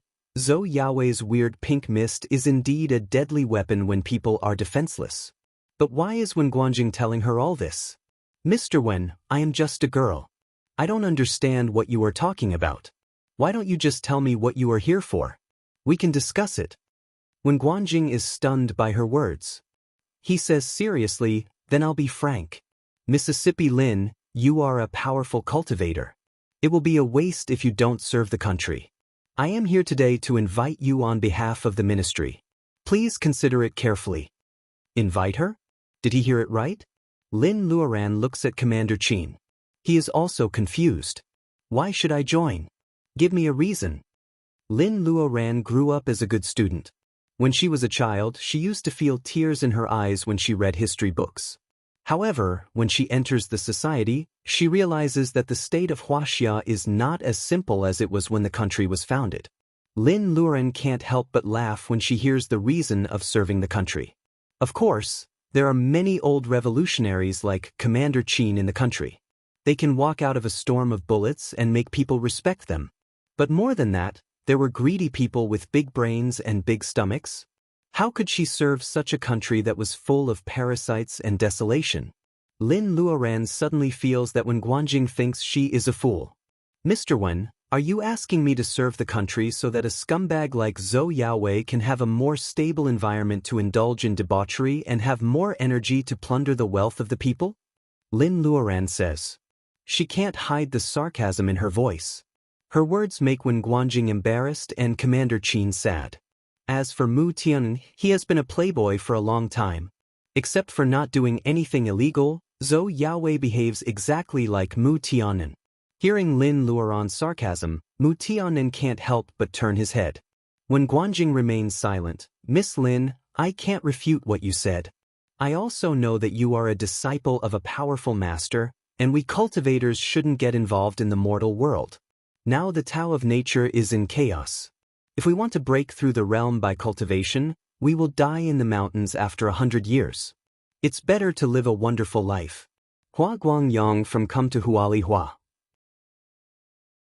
Lin Luan have she say Hua Lin and I can. Commander Qin, you may know something about the flood in 1998 and the cult. The official statement is only for the public. All these things involve forces of other countries. Huaxia people are not the only ones who know how to cultivate. Is the Tao of nature in chaos? At this moment, when Guanjing says more than Commander Qin, Lin Luoran's mind is in a mess. It turns out that practicing hard will only lead to death in the deep mountains after 100 years. Is this the more realistic and profound reality of the cultivation world? What about herself? Is it worth it to persist without any spells or guidance from a master? At this moment, Lin Luoran loses her mind. She doesn't even know why she cultivates. Seeing her silence, when Guanjing raises his voice, Mississippi Lin Luoran is shocked. What's wrong with her? Why does she want to give up? She is so disappointing. So what if she lacks Reiki? So what if she doesn't have spells? So what if she doesn't have a master? She still has the mysterious bead, the space for planting, and the mysterious golden pattern with great power that she doesn't understand now but will understand one day. This is a rare chance for many cultivators. How can she give it up? The Tao of nature is in chaos. Her cultivation is no longer dependent on the Tao of nature. She follows her heart. As long as she works hard, she will not regret what she has done today. Now that she is blessed by a rare chance, why can't she find her own Tao? Lin Luoran feels that something is breaking out of the soil deep in her mind. A seed finally grows out of the soil. From the accident of Baojia to the cover-up of Zhou Yaowei, Lin Luoran has made a vague choice. Now she has finally made up her mind to find her own Tao. It is just a germination of an idea. Although it is far from being mature, Lin Luoran's state of mind is different. She has accepted it half-actively. Now she vows to pursue it actively. The change of her mentality changes her temperament. She doesn't know it yet, but when Guanjing knows it clearly. He fought with Lin Luoran yesterday. Although Lin Luoran has a high level of cultivation, she is like an elegant bamboo. Lin Luoran is arrogant and unapproachable, but she is not very intimidating. At this time, Lin Luoran is standing in front of him. She seems to have changed. Her hesitation is gone. She is like a sharp sword, shining with cold light and threatening. If he fights with her again, when Guanjing is not sure that he can escape unscathed. However, he doesn't give in, which makes Lin Luoran more eager to enter the special department. The stronger Lin Luoran is, the stronger the troops in the department will be. In the operation half a month later, they may not lose too many people. They are all comrades who have fought side by side with him for many years. When Guanjing doesn't want to sacrifice any of them. Miss Lin, I hope you can think about it. When Guanjing tries to make his tone more sincere, Lin Luoran frowns. Let's not talk about whether I want to or not. I am not the strongest one. Why does it have to be me? When Guanjing is speechless. The reason why the special department invites Lin Luoran to join the department is not only because they like Lin Luoran, but also because they want Lin Luoran to join them. Through Lin Luoran's school, they can discuss how to work together when a secret place opens in half a month. Within 3 or 4 hours, Lin Luoran's 27 years of life experience has been turned into files on the desk of the special department. In the first 27 years of her life, there is no sign of cultivation at all. She is just an ordinary person. She was even humiliated by a rich girl in public. However, in just a few months, when she shows up in the capital, she is already a female cultivator. After the fight last night, when Guanjing can tell that Lin Luoran's level of cultivation can only be higher than his. Lin Luoran's level of cultivation is not scary. What is scary is the time it takes for her to reach this level. When Guanjing still remembers the silence of the director after reading her information. Half a day later, the director said 2 words, marrow cleansing. When Guanjing can't forget how shocked he was at that time. Born in a family of cultivators, when Guanjing is no stranger to the word marrow cleansing. That's why he is surprised. Marrow cleansing seems to be a simple word. However, in today's world where there are no natural treasures, to cleanse the marrow of an ordinary person, the senior cultivator must be in the level of bearing essence. Since the Qing dynasty invaded Huaxia and the last senior cultivator in the level of bearing essence passed away, no one has ever entered the level of bearing essence. When Guanjing is shocked and says that it is impossible. However, the minister shook his head and gave a comment of not necessarily. If there is a senior cultivator in the level of bearing essence in the world, he must not have been left after the world of cultivation disappeared 1,000 years ago, because the lifespan of a cultivator in the level of bearing essence is less than 1,000 years. There can only be one conclusion. This senior cultivator is not the one who was left 1,000 years ago, but a senior cultivator who entered the level of bearing essence by himself. Not to mention the help that a core formation senior could bring, just the identity that he represented was enough to move countless people. Advancing to the core formation stage was something that countless cultivators yearned for even in their dreams but had no hope of achieving. Now, a senior cultivator in the level of bearing essence is right in front of them. No, I have to rope Lin Luoran in. Lin Luoran doesn't know that after studying her information for a whole night, the special department of Huaxia assigns her a mysterious master in the level of bearing essence. Even if she knows it, she will only make this wonderful misunderstanding more real for the safety of herself and her friends. She will not explain it stupidly. It is tantamount to saying that one of them is stupid and rich. Come on. Seeing that Lin Luoran just keeps silent, when Guanjing is a little impatient. Miss Lin, as long as you join us, you will be a member of our department. We will try our best to help you as much as we can. Lin Luoran sneers, for example, if I want to punish a scumbag like Zhou Yaowei, will you help me to tie him up? When Guanjing nods, he has broken the law. He deserves to be punished. This is a must. Cultivators have little connection with secular people, especially when Guanjing, who comes from a family of cultivators. He can't understand why Lin Luoran would be so stubborn for a secular person like Qin Baojia. If he had known that Zhou Yaowei could make Lin Luoran let him go, he wouldn't have to go through so much trouble. When Guanjing's mouth is dry. For the first time, he doubts his own intelligence. Commander Qin, who has been listening to them, keeps silent. His eyes flicker from time to time, as if he is calculating for Lin Luoran. As for Mu Tianan, he can't help but twitch his mouth. This girl can't be moved by patriotism. You're tuning in to the Passion Pages YouTube channel. We're so grateful for your support, and don't forget to subscribe to join us on this incredible journey through captivating stories. Your generosity through donations truly makes a world of difference, as it's the primary source of revenue that allows me to expand and enhance this channel for you. Thank you from the bottom of my heart for being a part of this adventure.